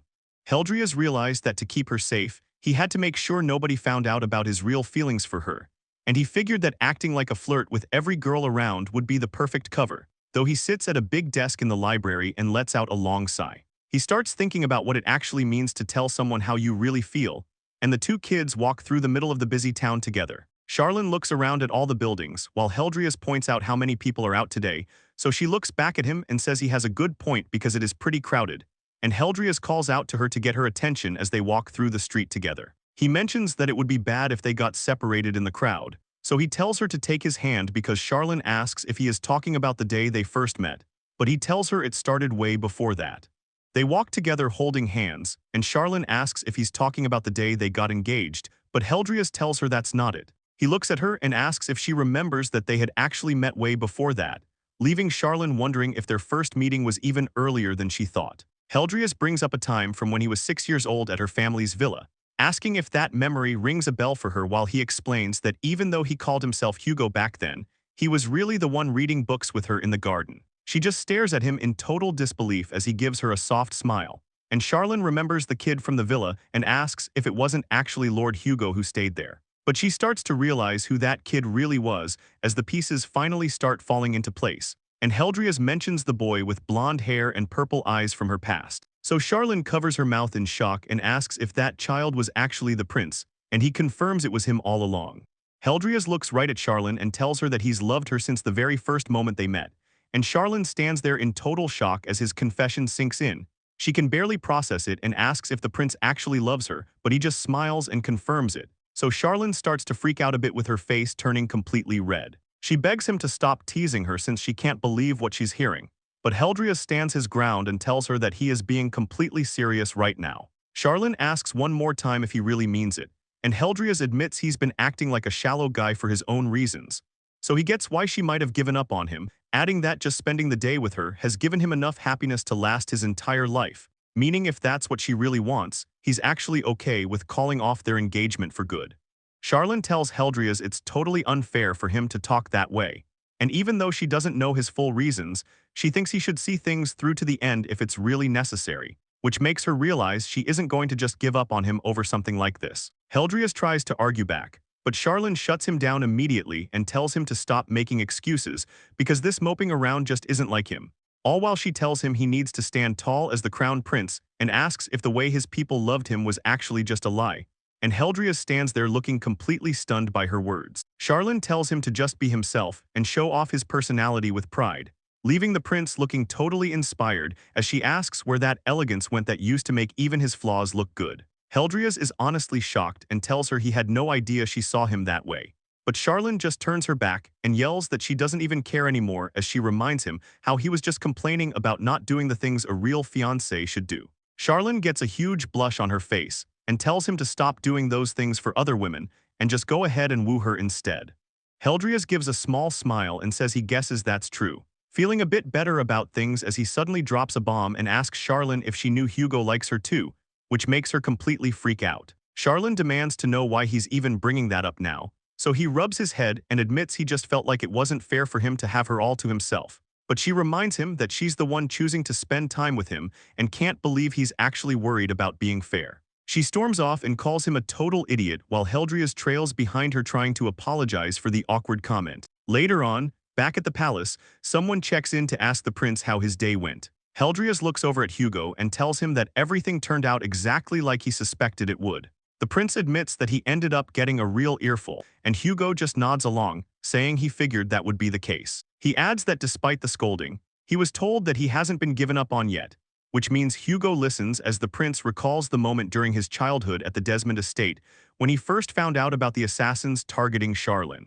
Heldrius explains that while Charlene was the original candidate to be his wife, his family had plans for him to marry a princess from a neighboring country to help fix some trade issues. However, things got messy when it was discovered that the other princess's mother was the one behind the plot to kill Charlene, which led to the woman being executed by poison and the entire engagement being called off immediately. Even though the political situation eventually calmed down, young Heldrius couldn't stop blaming himself for putting Charlene in danger and kept worrying about how he could ever keep her safe. A massive turning point finally came for him while he was struggling with those thoughts when his uncle showed up after a long time away and commented on how much the young prince had grown up. The uncle started bragging about how he spent his days seducing all sorts of different women, which Heldrius thought was pretty reckless at first, but it suddenly gave him a crazy idea for a way to keep his enemies guessing. He realized that if he flirted with every woman he saw, then no one would ever be able to tell who he was actually serious about. So, he forced himself to learn how to act like a shallow prince, even though it went against everything he truly felt inside. One day, Heldrius gets a visit from his old friend Hugo, who asks him if he's doing any better. Hugo suddenly asks if he knows a girl named Charlene, which catches Heldrius totally off guard. Hugo explains that when he was visiting a mansion with his dad the other day, he met Charlene, and she surprised him by asking if his name was Hugo too. Hugo can't believe Heldrius was using his name as a cover, so Heldrius just offers a quick apology. Hugo says it's fine since she's royalty and he understood the situation, so he told her he was the one playing with her back then. Heldrias asks why he'd do that, but Hugo thinks it makes sense since Heldrias has to hide his identity for safety, and he wanted to make sure the whole lie didn't get leaked. So he told Charlene that Heldrias was just using magic to change his face, and since she's so honest, she fell for it instantly. Heldrias is losing it, but then Hugo starts to realize something about Charlene being. Way back then, Heldrias tells Charlene that she is someone very precious to him, but Hugo feels terrible about the lie and asks Heldrias to go apologize with him, though the prince just sits there in silence. And even though they finally got back together because of a marriage deal 10 years later, Heldrias knows he already made her mad, worrying that she probably just looks at him like he is some shallow player. He actually just wanted to find a way to be near her, so he used the town inspection as a fake excuse for a date. He stands there looking pretty annoyed while Charlene waits in the back. But then there is this other woman who has been following him around in a disguise and talking to him. And once Charlene finally heads out, Heldrias thinks about how glad he is that they actually got to have their date. He says sorry to Charlene in his head as he goes along with the mystery woman to find out what her deal is, revealing her as Princess Ashley from a neighboring kingdom. And he asks why a royal like her would even do something so weird. The mystery woman explains to Heldrias that she was ordered to give up her body just so she could be a concubine, and hearing this makes Charlene look totally sick. Heldrias notes that the girl had no choice since she was treated like garbage back home after her mom died, even though he tried to rush back and fix the mess. Charlene isn't interested in excuses and tells him he is the absolute worst before storming away, leaving Heldrias to regret that he hesitated to tell her the truth from the start. He mentions how the inspection getting cancelled made the rift between them even worse, and Muse agrees with him on that one. In a flashback, Heldrias remembers being told that if he really loves a woman, he should be the one to protect her with his own hands, which was a totally new way of looking at things for him. Back in the present, Hugo tells the prince that what he did was actually a normal way to handle it, though Heldrias just slumps in his chair and says he couldn't think of anything else. But then Hugo drops a bombshell. He mentions that he talked to Charlene about his own feelings for her, which catches Heldrias completely off guard. Heldrias loses it and asks if he is some kind of idiot, but Hugo just says since the prince can't get his act together, he's planning to take Charlene for himself, and he just sits there looking annoyed because Heldrias is being so dense about the whole thing. Hugo tells Heldrias that he wants them to stay on good terms for the sake of the country, but really he's just worried about his friend, and Heldrias notices that Hugo cares enough about Charlene to get mad at him, even though he isn't sure who she'll pick in the end. While back at the Lamist estate the next day, the only thing that matters is making sure Charlene can finally be happy and start smiling again in the future, where Fairy is absolutely losing it after hearing that the prince actually came clean and confessed his feelings. She explains that Heldrias played the part of a womanizer for so long that the whole thing just became a habit for him, leaving Charlene to sit there looking totally drained, as she realizes it was all just a show. She repeats how the prince called himself a coward for hiding his heart, but the surprises aren't over yet since she mentions that Hugo also confessed to having feelings for her too. Charlene asks Fairy if she was in on the secret this whole time, and Fairy admits that she pretty much knew what was going on, mostly because Muse had dropped a few hints about it before. Charlene tries to get her to spill the rest of the details, but Fairy won't talk, leading Fairy to pivot and ask how Charlene actually responded to the prince, which just gets her a quick scolding for being so nosy instead. Charlene tells Fairy that if she feels she was reluctant, the logical thing would be to strive for improvement from now on, since that's what she would do. But Fairy points out that the prince still spoke as if he's already decided she will reject the marriage proposal, making Charlene call him a total wimp. She asks if that word means a fart, so Fairy tells her it's probably different from what she's imagining, and explains that it actually means someone who's a coward or has no backbone. Charlene can't believe it, though she admits that might actually be the truth of the matter. Charlene realizes that she hasn't really tried to get to know the guy herself either, so she decides she's going to start by getting to know people better, starting with him. Fairy tells Charlene she's both cool and cute, adding that the prince has great taste, which makes Charlene laugh and call her the only person who'd say something like that. Fairy asks if she really thinks that's the case, but Charlene explains that most people usually just get scared of her even when she's just giving them a simple warning. Charlene admits she's scaring people off is just something she does if she isn't careful, so Fairy asks if that is really true. Fairy tells her she actually thinks Charlene is a wonderful woman, making Charlene smile as she thanks Phyllis for the compliment. Fairy thinks her favorite person is acting like a total angel again today while some time passes, and she hits her 6th month of pregnancy, leading Muse to ask about ordering a crib. Fairy wonders if that's a bit early, but Muse says it's actually kind of late. It turns out Muse has been wanting to get baby gear ready since they first started living together, though Fairy tells him they should probably wait a bit longer since the pregnancy is just getting stable. They already have a room packed with outfits even though they still have months to go. And Fairy thinks about how most nobles in this world usually just leave the childcare to wet nurses. Fairy thinks about how she really wants to take care of the baby herself, but she feels like she can't say it since everyone has already been so helpful with her other requests. So she and Muse look through a catalog together where Muse suggests a neutral color for the furniture and asks if she likes walnut for the wood. Fairy tells him she will leave the choices to him because his taste is way better than hers, and Muse says he understands. Muse then looks at her and asks where she wants to put the baby's bed, which catches Fairy off guard as she asks him why he's wondering about that. He asks her directly if she wants to raise the child with her own hands instead of leaving it to others. Muse suggests that if they want to make it easy to spend time with the baby, it would probably be best to put the crib right there in their room. Fairy is completely shocked by the suggestion and asks if doing something like that is actually okay, leading Muse to smile and tell her he'll help her out as much as he can, and that they can always rely on the people around them if things get too difficult. Fairy is amazed that he figured out exactly what she was thinking and views him as some kind of psychic, but Muse is just confused by the weird word she used and asks why she suddenly called him Lord, while he gently touches her face. Fairy gives Muse a huge hug and tells him she's honestly so happy she could marry him, and Muse just says thanks as he reaches out to touch her face and tells her he feels exactly the same way. Then he looks her in the eye and admits that if he hadn't met her, he never would have known what it was like to really love someone. The two of them sit together on the sofa as Muse pulls her in close and thanks her for coming into his life. Moving on to the academy, Ririn is clinging to Heldria's arm with a big smile, asking him if he's free today, but Heldria's just looks down at her with a serious face and addresses her formally as Lady Negan. He tells her straight up that he's got a fiancée now, so her acting like this is honestly pretty troubling, so he apologizes and tells her he's heading out, leaving her standing there totally stunned while she starts sweating and wondering why even Heldria's is acting like this all of a sudden, until she loses her cool and thinks Fairy must have whispered something in his ear to turn him against her. Muse is seriously fuming and thinks that if Lilin tries anything else, he's going to crush her for good, while Fairy looks at him and thinks he's already reaching his limit. Lilin tries to get Hugo's attention as he walks by, but the guy just ignores her and keeps on moving. This totally ticks Lilin off. She spins around looking annoyed as she grips her pen so hard her hands start shaking with rage, and Fairy sees Lilin looking all weird and asks her if she's feeling okay, but she's just giving off these super intense vibes. Later in the classroom, Muse tells Killian he needs to go wash his hands and asks him to watch over Fairy for a minute, and Killian says he's got it covered. Fairy starts to apologize for the trouble, but Killian says he actually has something he wants to ask her about, which makes her wonder what it is until he explains that lately, he's been feeling like people are staring at him all over the school. Fairy realized she has also felt like some person is always watching her, and she starts to wonder if this is some kind of popular phase, which makes Killian laugh and say he's glad she thinks so because he was actually pretty worried about it. Fairy watches Killian and thinks he's got zero bad vibes in this world. He's just a genuinely nice guy, and she can totally see him being the school's favorite, with girls everywhere calling him cute as he walks by.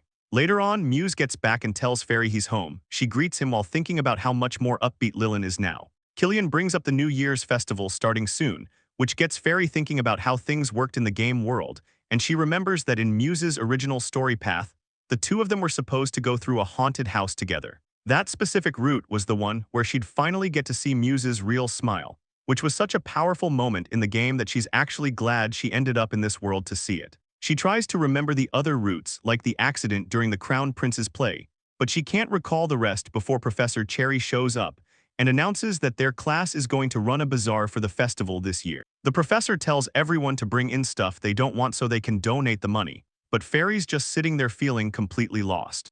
Muse taps Fairy on the shoulder and lets her know the place isn't actually a haunted house as they sit together. Fairy asks him what's wrong, but Muse just wonders if that's really what she's worried about right now, looking a bit flustered as he brings up the prince and Charlene to her. Fairy is caught off guard and starts stumbling over her words. She's clearly confused about where this is going. Muse starts to get even more nervous, blushing while he tries to find the right thing to say. Fairy gets a bit impatient and tells him to just say it already, and Muse finally manages to mention doing something with him.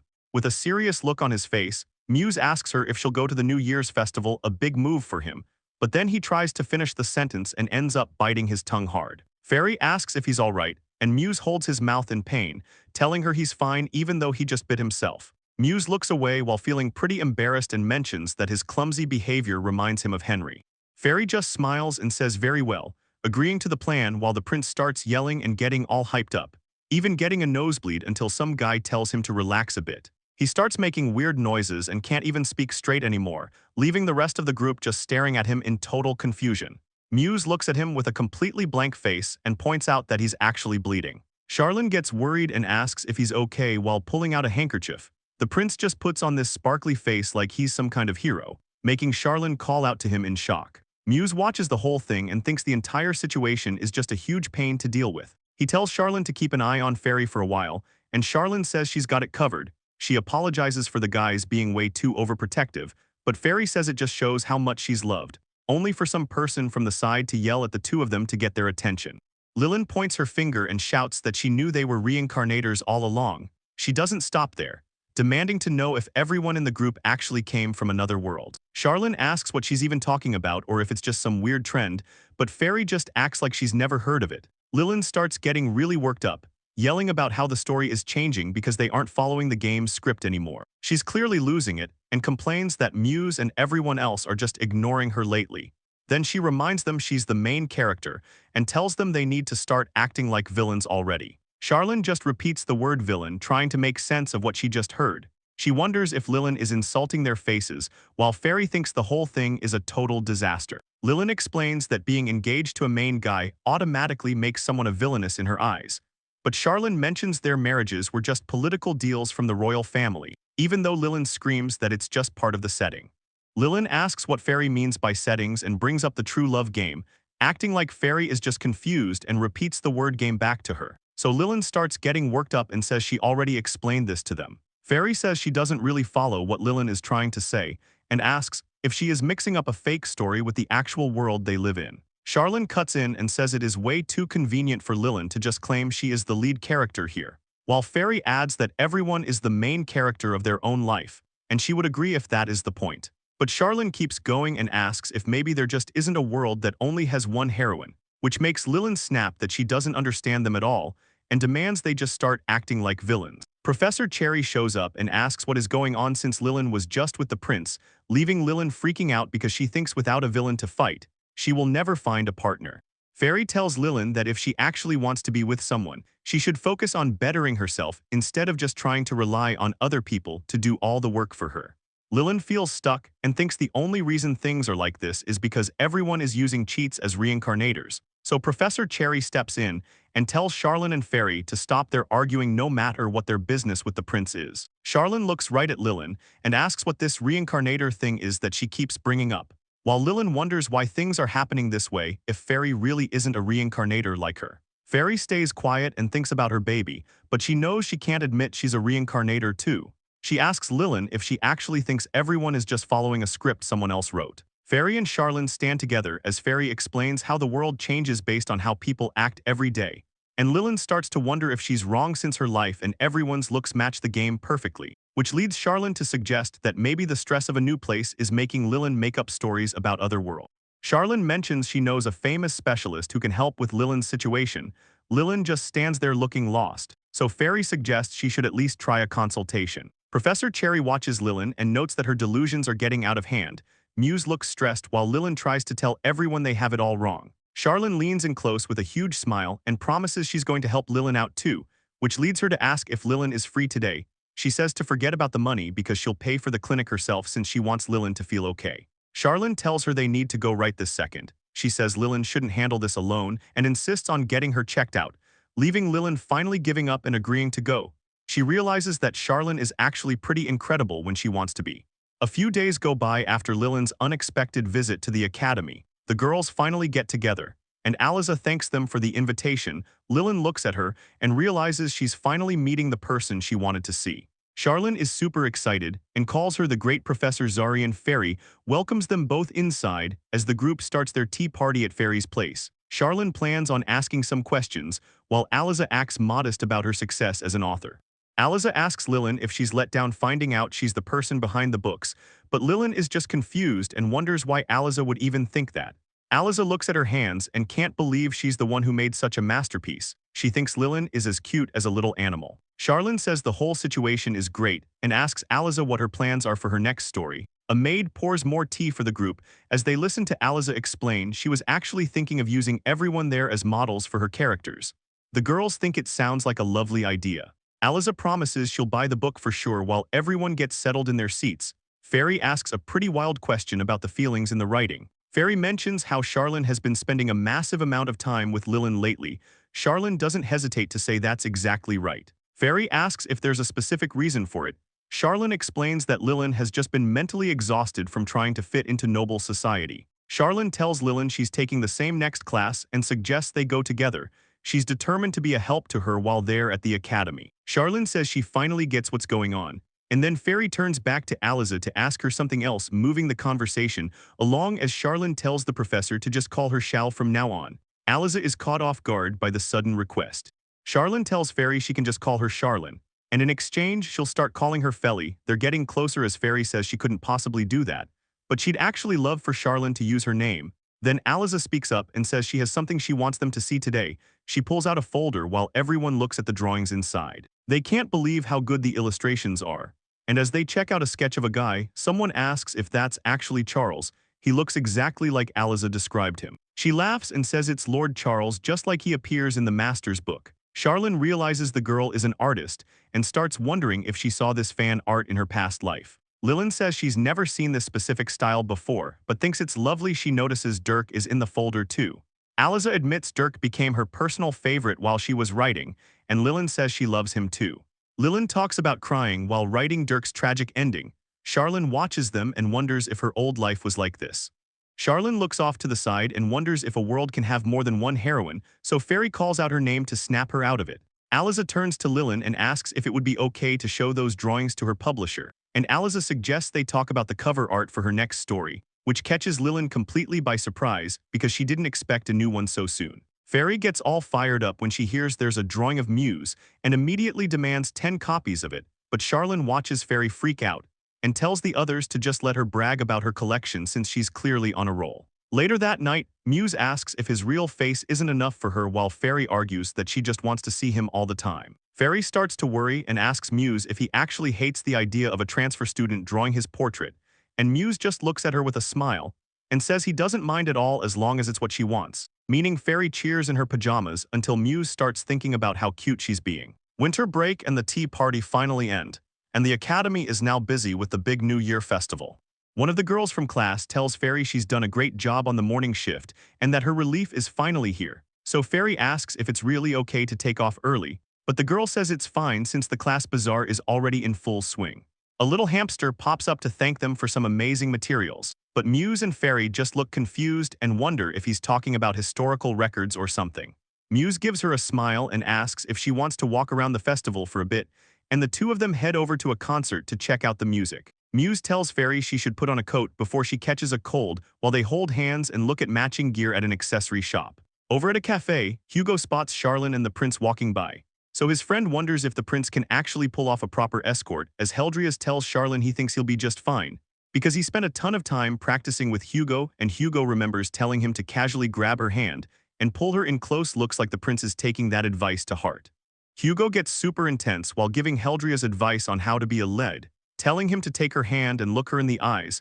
Heldrius just thinks the whole look is a bit much to handle. Out in the school courtyard, a crowd of girls catches a glimpse of the students passing by and starts gushing about how sweet everything looks while everyone watches Muse and Fairy together, talking about how they're always so lovey-dovey and heartwarming to see.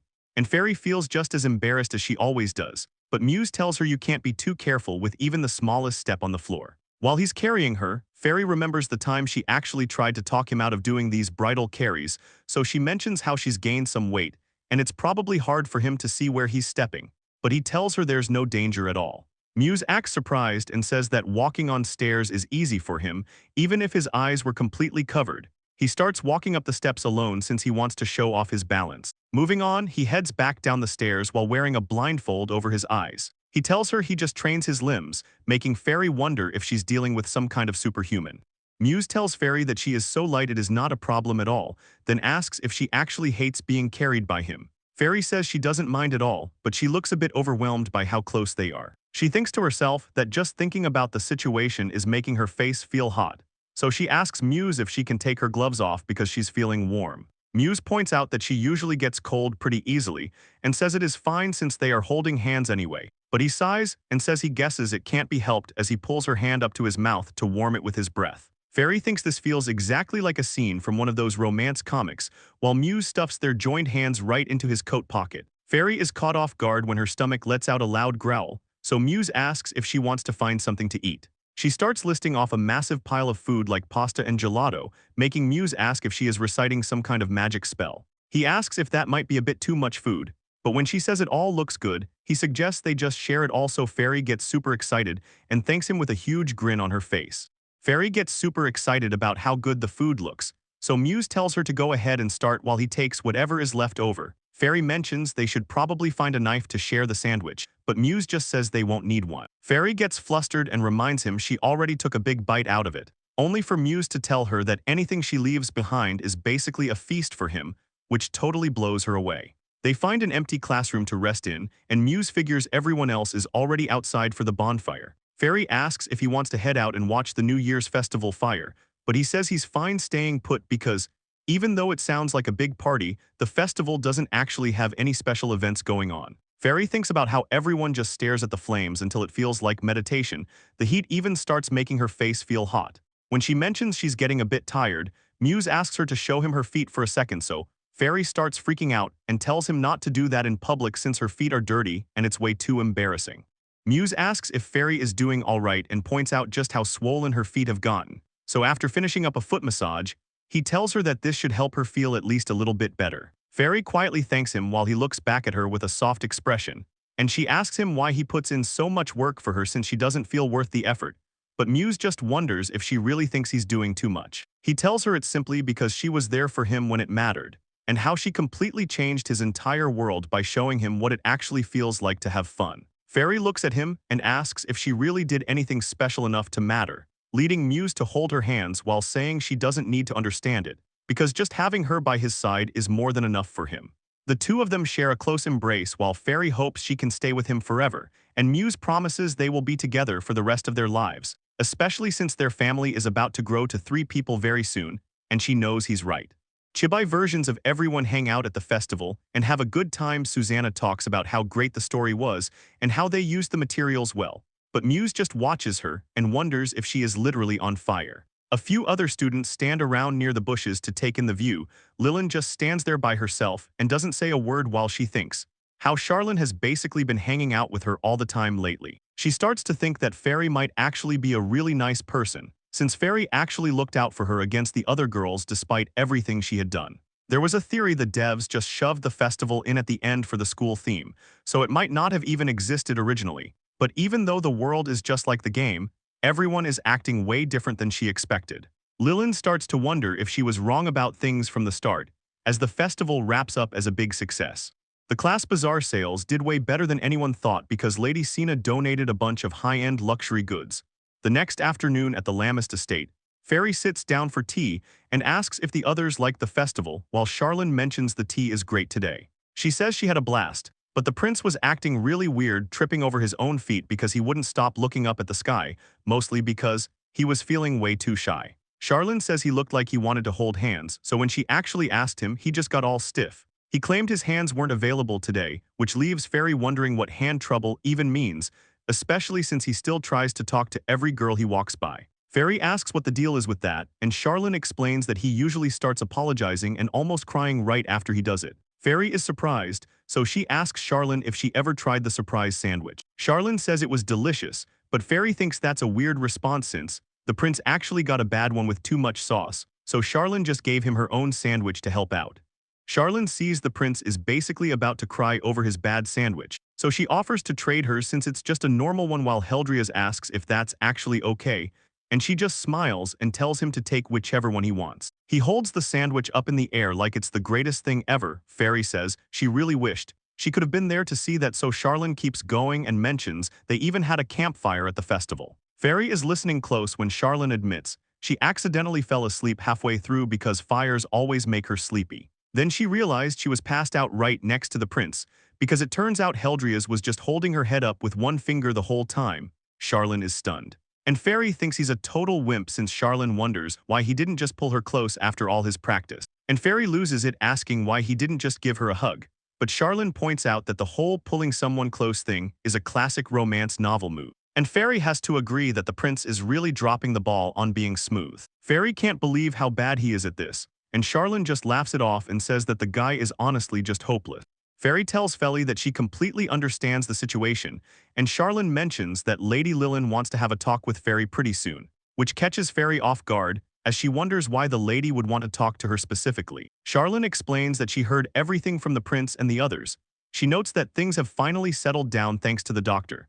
So she asks Fairy what she thinks about the meeting since Fairy isn't quite sure and asks if it would be okay to talk it over with Muse first, which Charlene is totally fine with. Charlene tells her that as long as it's okay with both of them, it's no problem at all, and Fairy gives her a warm thanks for being so cool about it. Just then, Charlene completely switches gears and brings up Lord Hugo while she's in the middle of her snack. She spills some gossip about seeing Hugo with a woman she's never met before. Fairy is losing it and starts wondering if Hugo is actually in love with someone. But Muse shows up and totally kills the vibe, explaining that the woman was just Hugo's older sister. He looks at Charlene and asks if she's really never met her before, and Fairy is just standing there completely stunned by the mistake while Muse gets right back to business, bringing up Lady Negan. So Fairy decides that since Charlene is the one recommending her, she'll watch the girl for a while before she makes any big decisions.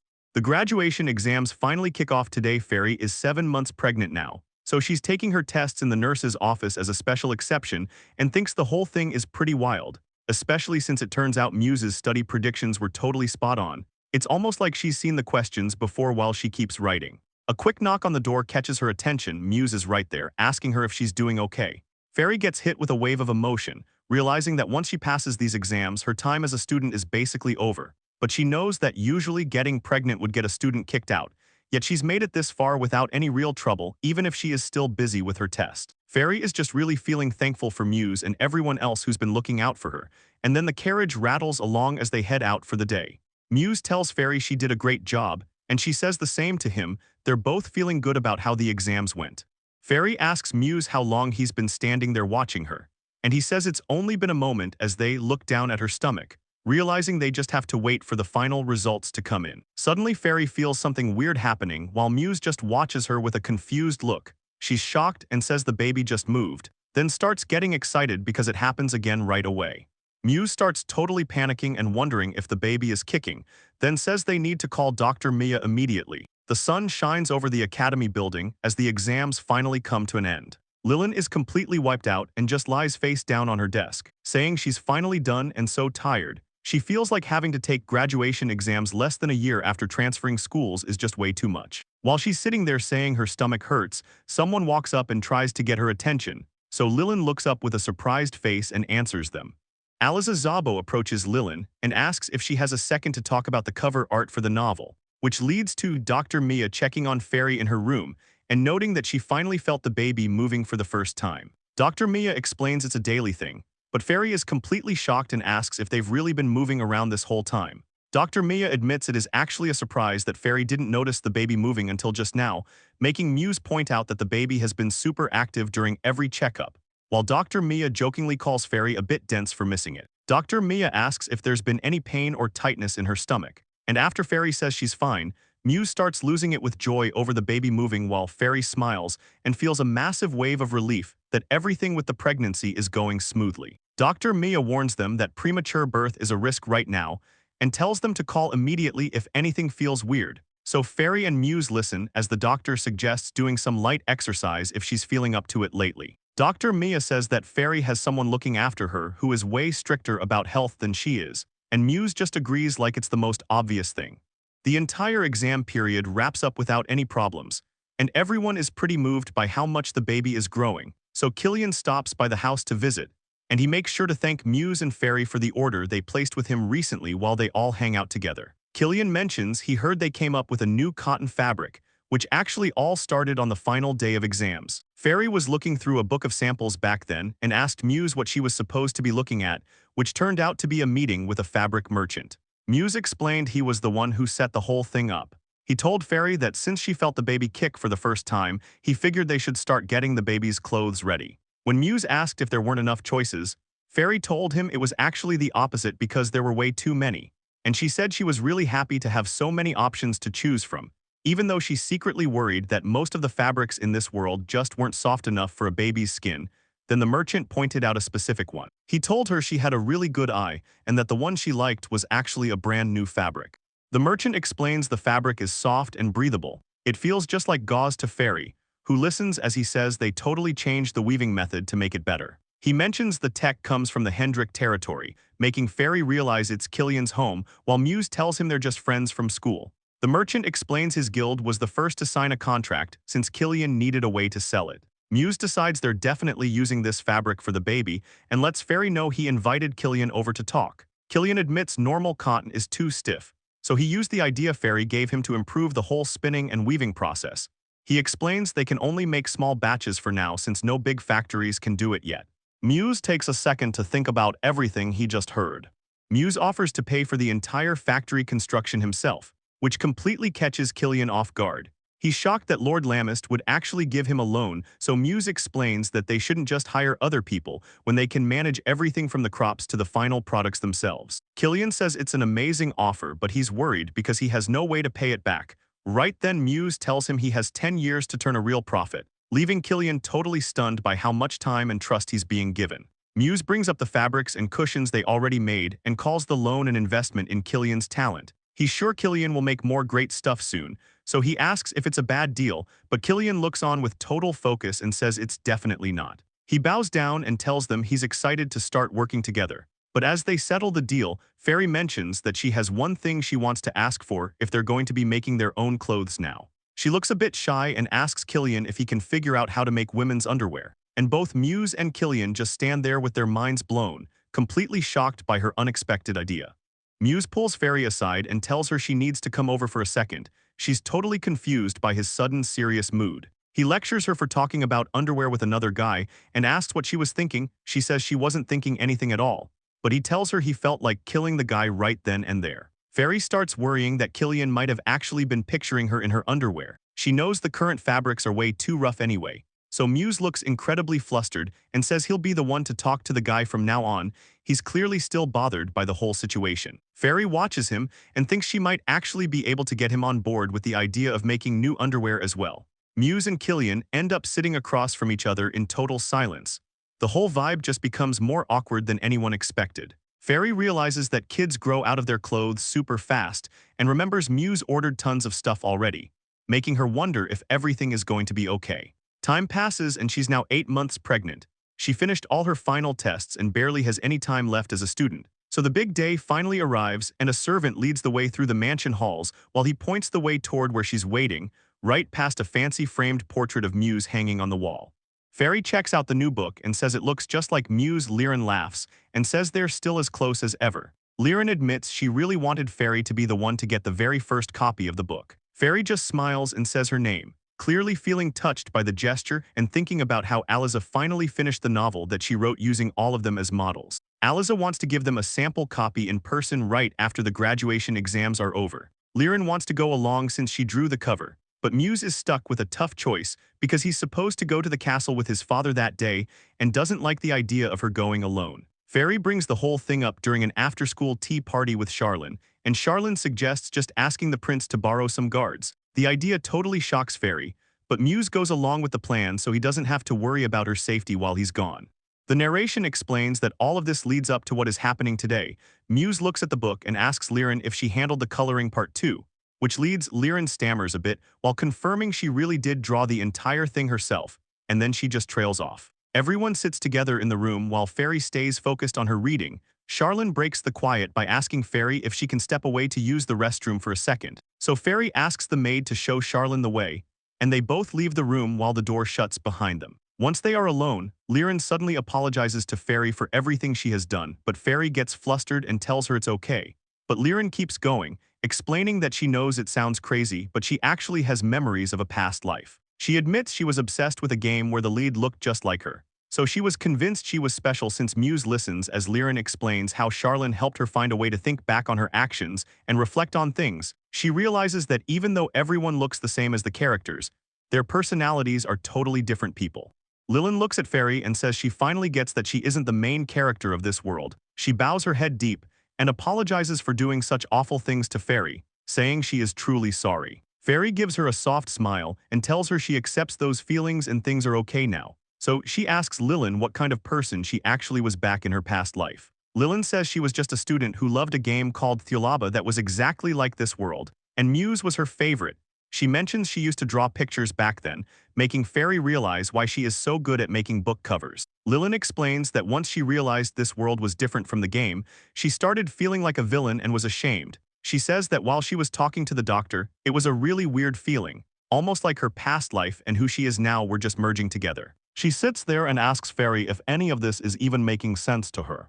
Lilin mentions that the doctor seemed to think her situation was just some illness caused by the shock of losing her family when she was a kid, but she looks away and says she feels like things are a bit different, and looking back on it, she explains how she used to think of the Viscount and his wife as just helper characters and saw everyone else as background cast members. But she points out that the real Charlene is actually really kind, and she even started making a book with Aliza, someone who wasn't even in the game world, which made her finally realize that every person here has their own real personality, including her parents, and Fairy says she gets it.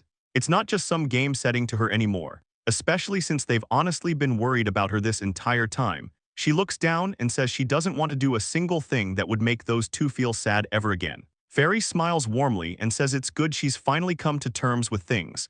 Adding that they really are great parents, Lilin beams with happiness and enthusiastically agrees with her, feeling much better about everything. Finally, Fairy asks how she's feeling about Muse these days, and Lilin asks if she can be totally honest about it.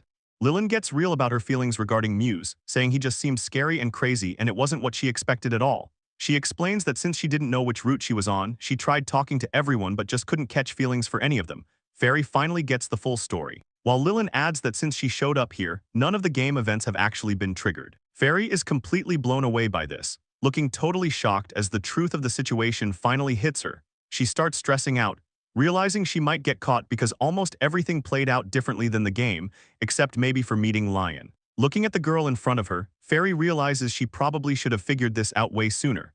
But she leans in and asks Lilin if there's anyone she's actually into right now, which totally catches her off guard. Lilin gets all shy and awkward, looking away as she tries to figure out how to respond to the sudden question. And she eventually admits she's kind of interested in her editor at the publishing house, making Fairy get all excited to hear what kind of guy he is. So Lilin thinks about it and says he's cool but in a way that's easy on the eyes, and Fairy just nods along as they keep chatting. Lilin thinks about how the main love interests in these stories always have that weird, blinding sparkle. Fairy remembers how much it hurt when Charlene called her dependent and decides she needs to stand on her own 2 feet. She stops at the door and makes a small sound as she realizes she's arrived. She mentions how she probably made Aliza worry about her, and the maid just tells her she's right. Once they sit down for tea, Fairy asks the others what exactly a setting guide is supposed to be. Lilin gets all excited and explains it's a book that shows off character info and designs with lots of pictures. She says it sounds like a blast and mentions how she used to buy books like that in her past life.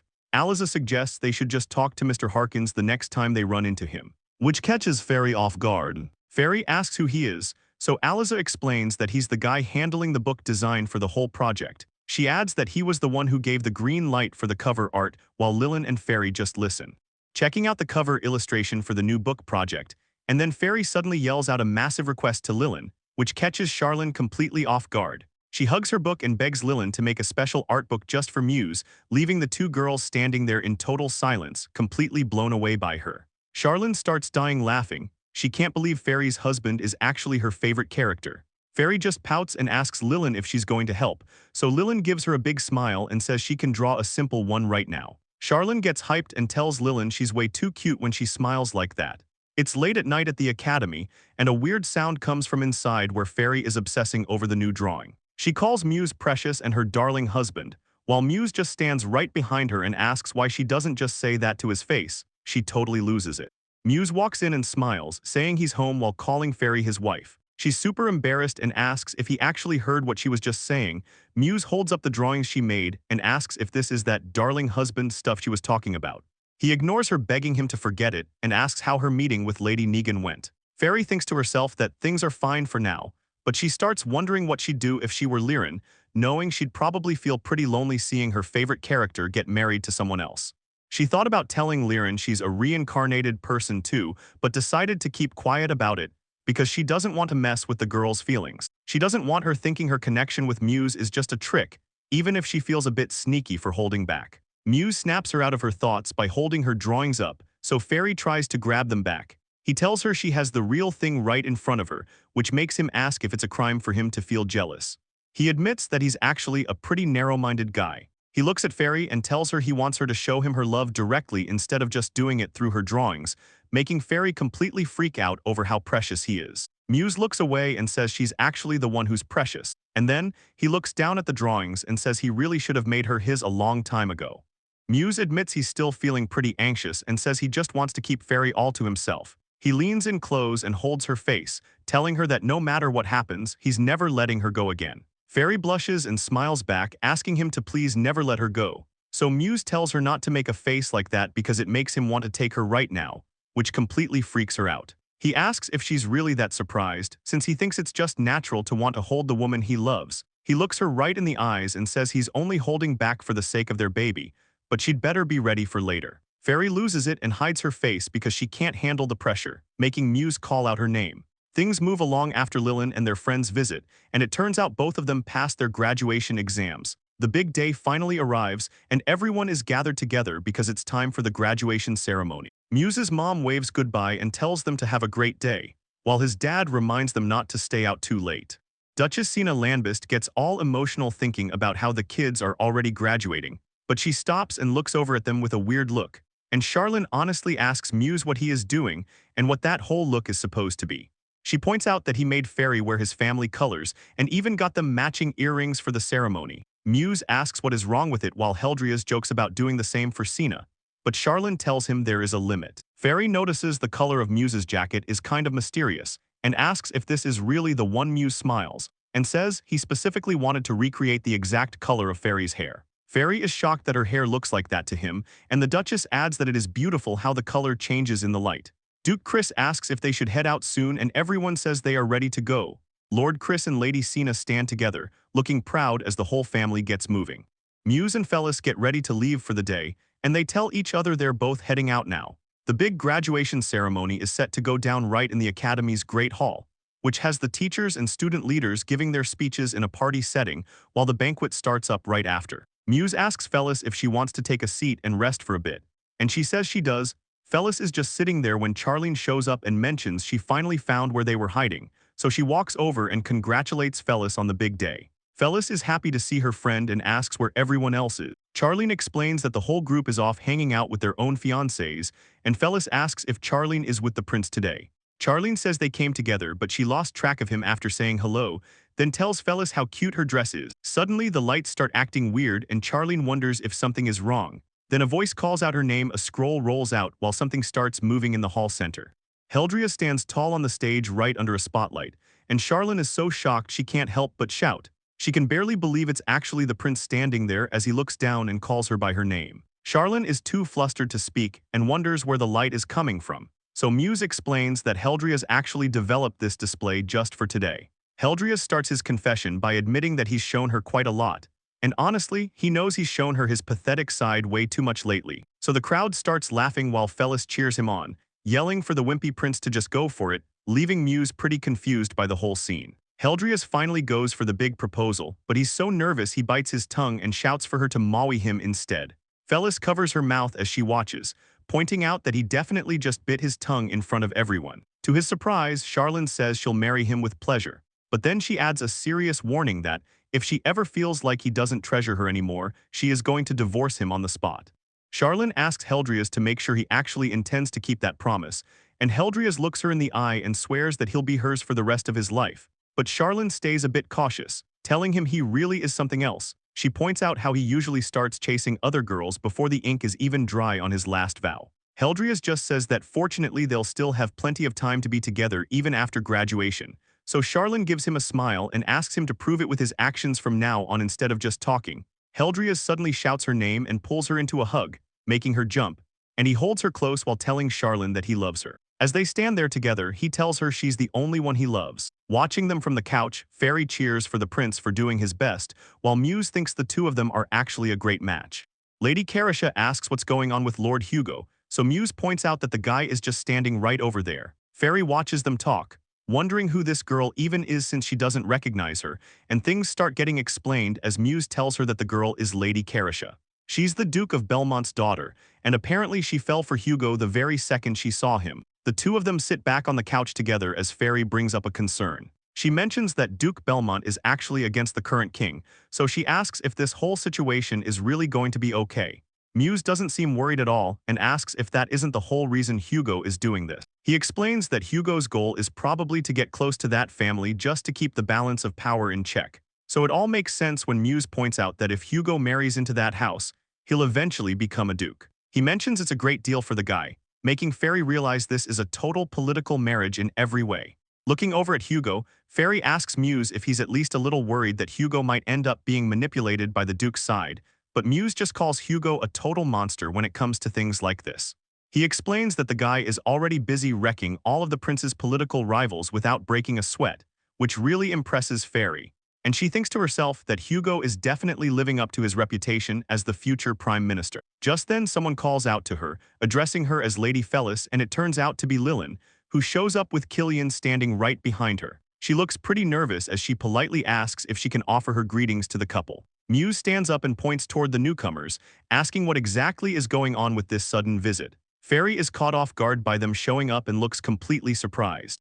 Fairy asks if he could be Lord Harkins, and he asks in return if she actually knows who he is. So he mentions how he heard about the novel's cover design from Lady Lilin and the others, finally seeing how it all fits together. While Fairy thinks to herself that he is definitely easy on the eyes, which leads him to repeat her comment and ask if he's really easy on the eyes, so Harkins asks what Lilin told her exactly, and Fairy panics, saying it was just normal stuff, moving on to Killian calling out to Lord Landvest to get Muse's attention. Lilin bows and says she is truly sorry for everything she's done to talk bad about his precious wife until now, and Muse stays silent for a bit before saying that if Fairy allows it, then he has nothing more to say. He tells her to never let it happen again. So Lilin promises she absolutely won't, while Fairy starts to notice something interesting about Lilin's dress, realizing it's the same design from the game's graduation ceremony, so she tells her the dress is lovely. Lilin spins around happily and says thank you so much, explaining that her parents were actually the ones who gave it to her. Fairy remembers that in the game, the love interest you picked sends the graduation dress, but since choices were made differently, the sender changed too. Fairy walks up to Lilin and tells her that her cuteness is really standing out today. So Lilin replies that she's actually pretty fond of the look herself, and Fairy asks Lilin what she plans on doing once graduation is over. And Lilin explains that she has finally found a real goal. Muse jumps in and says she wants to start a whole new job called being an illustrator, which makes Fairy think about the artist from her own past life. As Muse explains it's about stylized drawings rather than realistic art, Lilin adds that it is exactly like the art on a novel's cover. And then she surprises everyone by saying she wants to spread manga, making Muse and Killian repeat the word in total confusion. Lilin explains that it is a way to tell stories by mixing pictures and words together, geeking out as her inner otaku takes over because of the way it shows more scenes than a single picture and lets people enjoy the dialogue and layout all at once. Lilin eventually realizes she is rambling and apologizes for losing herself in the explanation, ending her little rant. Lilin smiles and asks if she can please read the story once it is all finished. Lilin gives a super happy response and smiles while standing in her graduation dress, and she bows to say goodbye and excuses herself from the group. Fairy thinks that if the current version of Lilin had been around from the start, Muse probably would have fallen for her instantly because she is the lid. But then Muse calls out her name and a group of other students walk up, asking if Fairy has a moment to talk to them for a bit since Muse sees they want to chat and tells her he is going to step outside for a minute. Fairy looks pretty confused as one of the girls mentions that she actually read the novel. So she asks if it is really true that Fairy and Muse were the actual models for the characters in the story, which shocks Fairy as the girl says she knew it from the start, and asks how she managed to handle a guy who gives everyone such scary looks. The girls apologize for being so sudden and explain that they always wanted to talk to her, but felt bad about interrupting while she was with Muse. Fairy finally realizes she had things all wrong. She thought everyone was staying away because her face looked too intense, but the other girls tell her that wasn't the case at all. Looking at Muse, it finally clicks why everyone calls him the Ice Prince, even though a warm voice from inside the mansion calls out, welcoming the two of them back home. It turns out the whole Romana family is waiting there. Fairy's parents congratulate her on graduating, while her little brother stands there looking totally blown away, but Fairy is just confused about why they showed up. Her mom explains that they were the ones who sent the invite since it's getting hard for Fairy to travel, and her dad is just happy she's doing okay. So Fairy takes a second to thank her parents for being so supportive and letting her live with Muse while they finished up their classes, which leads to everyone crowding around her. Her mom notices how much her belly has grown, and her little brother asks if he can feel the baby move. Fairy tells him it's been kicking a lot lately. She thinks back on how she used to visit home more often, but had to stop once she started getting too heavy to move around easily, and then her brother suddenly remembers something. He looks up at her and asks if the story is true about her being the actual model for the characters in a new novel. He pulls out a copy of the book, and Fairy completely freaks out. She can't believe he actually managed to get his hands on the special edition. Fairy's little brother is having a hard time believing the book. He yells that Muse would never do such over-the-top stuff and asks if the story is just made up. Fairy just looks at him, thinking the real Muse is actually a bit worse than the novel, so Muse just laughs at how much the kid is struggling to accept it. He jokes that the boy will probably keep insisting there's no way his brother-in-law would ever act like that in real life, but the whole group just ends up laughing together as they hang out. Fairy stays busy fanning herself while they enjoy the afternoon. Fairy looks over at Muse and tells him that she can handle the fanning herself, but he just gives her a warm smile and says he's happy to do it for her. Fairy watches him, thinking about how the legendary Ice Prince is acting like a totally different person now. Nearby, Muse's parents, Lord Chris and Lady Sina, are standing together and watching over the young couple. Fairy thanks them for being there, and Sina tells her she's just glad that Fairy was able to make it through her graduation safely, and even more time passes once the graduation ceremony is over. The birds are out and the flowers are blooming everywhere, and Fairy realizes that being pregnant here is pretty much the same as it was in her past life. She finally hits her last month, which means she spends her time getting checkups and taking advice from Sina and the doctor. She and Muse take long walks in the garden while she waits for the day her baby finally arrives. Muse has a serious look on his face, like he's stuck in his own head, while Fairy notices him acting a little weird, so she asks what's up, but Muse just brushes it off and says it's nothing. Fairy puts a hand on his arm and asks if something is bothering him. Muse finally admits he's scared of telling her because he doesn't want her to be let down by him. So Fairy looks him right in the eyes and tells him she doesn't think she could ever feel that way about him. Muse explains that while the baby makes him super happy, he's also feeling a bit lonely because he's worried Phyllis might drift away from him, which means Phyllis just gives him a sweet smile to show she's still right there. She tells him that she's his wife and only his, no matter what happens, and that's never going to change, making Muse feel a whole lot better as he thanks her by name for saying all that. He calls her his beloved, which catches her off guard for a second, but then things take a turn when Fairy starts leaning over and holding her stomach. She says it feels fuzzy and sore, wondering if she just caught a chill. Fairy clutches her stomach and wonders if this is actually labor, surprised that the moment is finally here while she starts sweating, questioning if the process is really supposed to feel like this. Duchess Sina asks Dr. Mia for an update, and the doctor confirms it is labor, even though Fairy says it doesn't hurt much yet, making Mia explain that these are just mild contractions for now, but the pain will get worse as the timing between them gets shorter. The sun goes down over the mansion, and a few hours pass by while Fairy lies in bed realizing the doctor was right, struggling because the pain has become much more intense. Duchess Sina suggests that Muse wait outside, and while Muse says he understands, Duke Chris asks how his son is doing, but Muse looks determined and says he really wants to stay by Fairy's side through the whole thing. Dr. Mia warns him that some guys can't handle the stress and end up passing out, and back in the bed, Fairy is really feeling it now, wondering how much longer she has to endure the pain. Muse grips Fairy's hand tight, thinking about how both she and the kid are doing their absolute best, and he tells the others that he can't even imagine leaving her side right now. So Fairy starts using a breathing technique from her past life to stay focused as Duchess Sina asks if she's doing okay while Muse cheers her on, telling her to keep going. She clutches the bedsheets and groans, unable to hide how much the contractions are hurting her while Dr. Mia stays focused, sweating as she tells Fairy there is only a little bit more work left to do. Fairy strains with everything she has left when the doctor gives the final command to push, and suddenly the room goes quiet and Fairy lets out a breath, surprised that the pain has just stopped. She realizes the baby is finally here, and Dr. Mia tells her she did an amazing job holding on as the doctor holds up the crying newborn and confirms that it's a perfectly healthy baby boy. Muse and Fairy look at the newborn and Muse realizes this is finally their child, which makes Fairy tear up as she looks at him with relief and pure happiness. Muse rests his hand on the bed and mentions the kid was inside her all this time, calling her name while he starts crying himself, telling her through his tears that she did such a good job.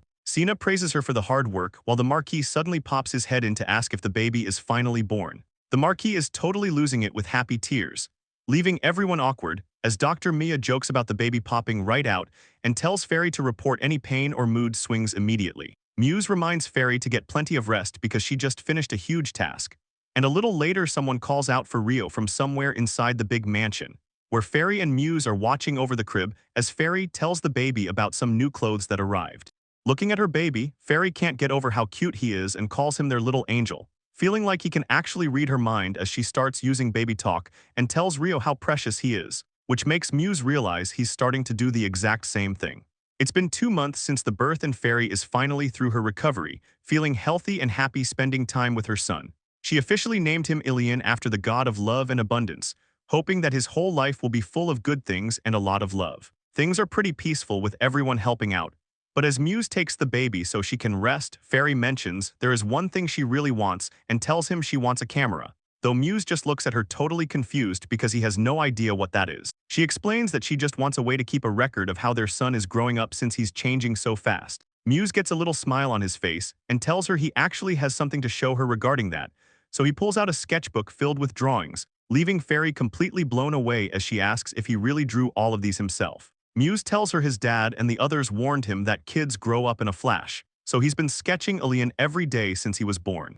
Baby Ilian stares ahead with big eyes while Muse asks him to move his hands so he can finish the sketch, because Muse feels like he can never draw enough of his son. Fairy notices how hard he's working and points out that he's doing all this even though he's super busy with his actual job. Fairy thanks him for being so dedicated to their family, but Muse just smiles and tells her that making these drawings is no trouble at all.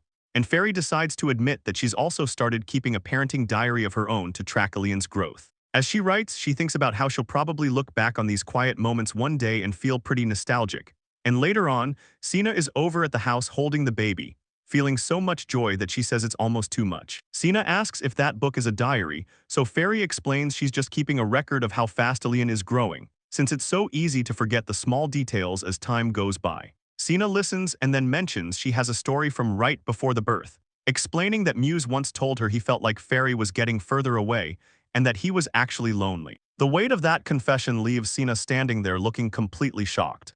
Fairy is caught off guard by the embarrassing story she just heard about Muse, her face turning red as she tells Sina to stop because the whole thing is just too funny. Sina giggles to herself while looking very pleased, noting that Muse has really ended up just like his father Chris when it comes to being sensitive about things. And after a moment, Sina gets Fairy's attention and explains that she and Sonia will be looking after little Rio for the night, along with Chris's help. She suggests that Fairy should take this chance to actually spend some quality time alone with Muse for a change, especially since things have been so busy, and Fairy just stands there looking completely stunned by the sudden offer to babysit. While at work, Chris worries about the baby potentially crying all through the night, but Sonia brushes it off and says she has more than enough experience from raising Muse. Sina notices Fairy might be overthinking it and quickly tells her not to get the wrong idea about why they are doing this, and clarifies that she isn't pressuring them to have another baby right away, but just wants the couple to value their time together and not hold back. Sina beams with joy while holding the baby and looks for some agreement on how important it is for the parents to relax, so Fairy gives them both a soft, genuine smile, and thanks Lady Sina and Sonia for being so incredibly thoughtful and supportive of her family. The sun goes down and the big mansion stays quiet for the night. Muse and Fairy lay in bed together, and she mentions how weirdly empty the crib feels without little Ilian there, since they're so used to all being in the room together. Fairy turns toward her husband and calls out to him softly, trying to get his attention while Muse reaches out and rests his hand on the bed, making Fairy wonder what is on his mind. Muse looks down and admits he still thinks about whether he can actually be a good father to their kid, and Fairy pulls him close for a hug, and the two of them just hold each other while the world is quiet outside. Fast forward to when the baby is a little over 6 months old, and it turns out the grandfather is still totally obsessed with the kid. So Chris scoops up little Rio and starts acting like a total goofball, telling the baby how cute he is every single day. Sina watches her husband lose it over the baby and notes how much the kid is starting to look like Chris as he grows. And Fairy starts thinking back to a specific promise she made with Muse right when they first found out they were having a baby. Fairy and Muse remember the plan they made to get married right away and hold the big ceremony once their kid turns 1. And that first year with little Ilian flies by so fast that Fairy can't believe the promised day is finally here, right as Chris calls out for Fairy to join them. Chris mentions she's already plenty happy, but Sina tells her she's going to be even happier from here on out. Fairy smiles back at her parents and tells them she is heading out to start the ceremony, so she reaches out and pushes open the big doors to the church, and petals fall around Fairy as she looks toward the altar and smiles. Muse stands at the front holding a lion and a bouquet as everyone claps.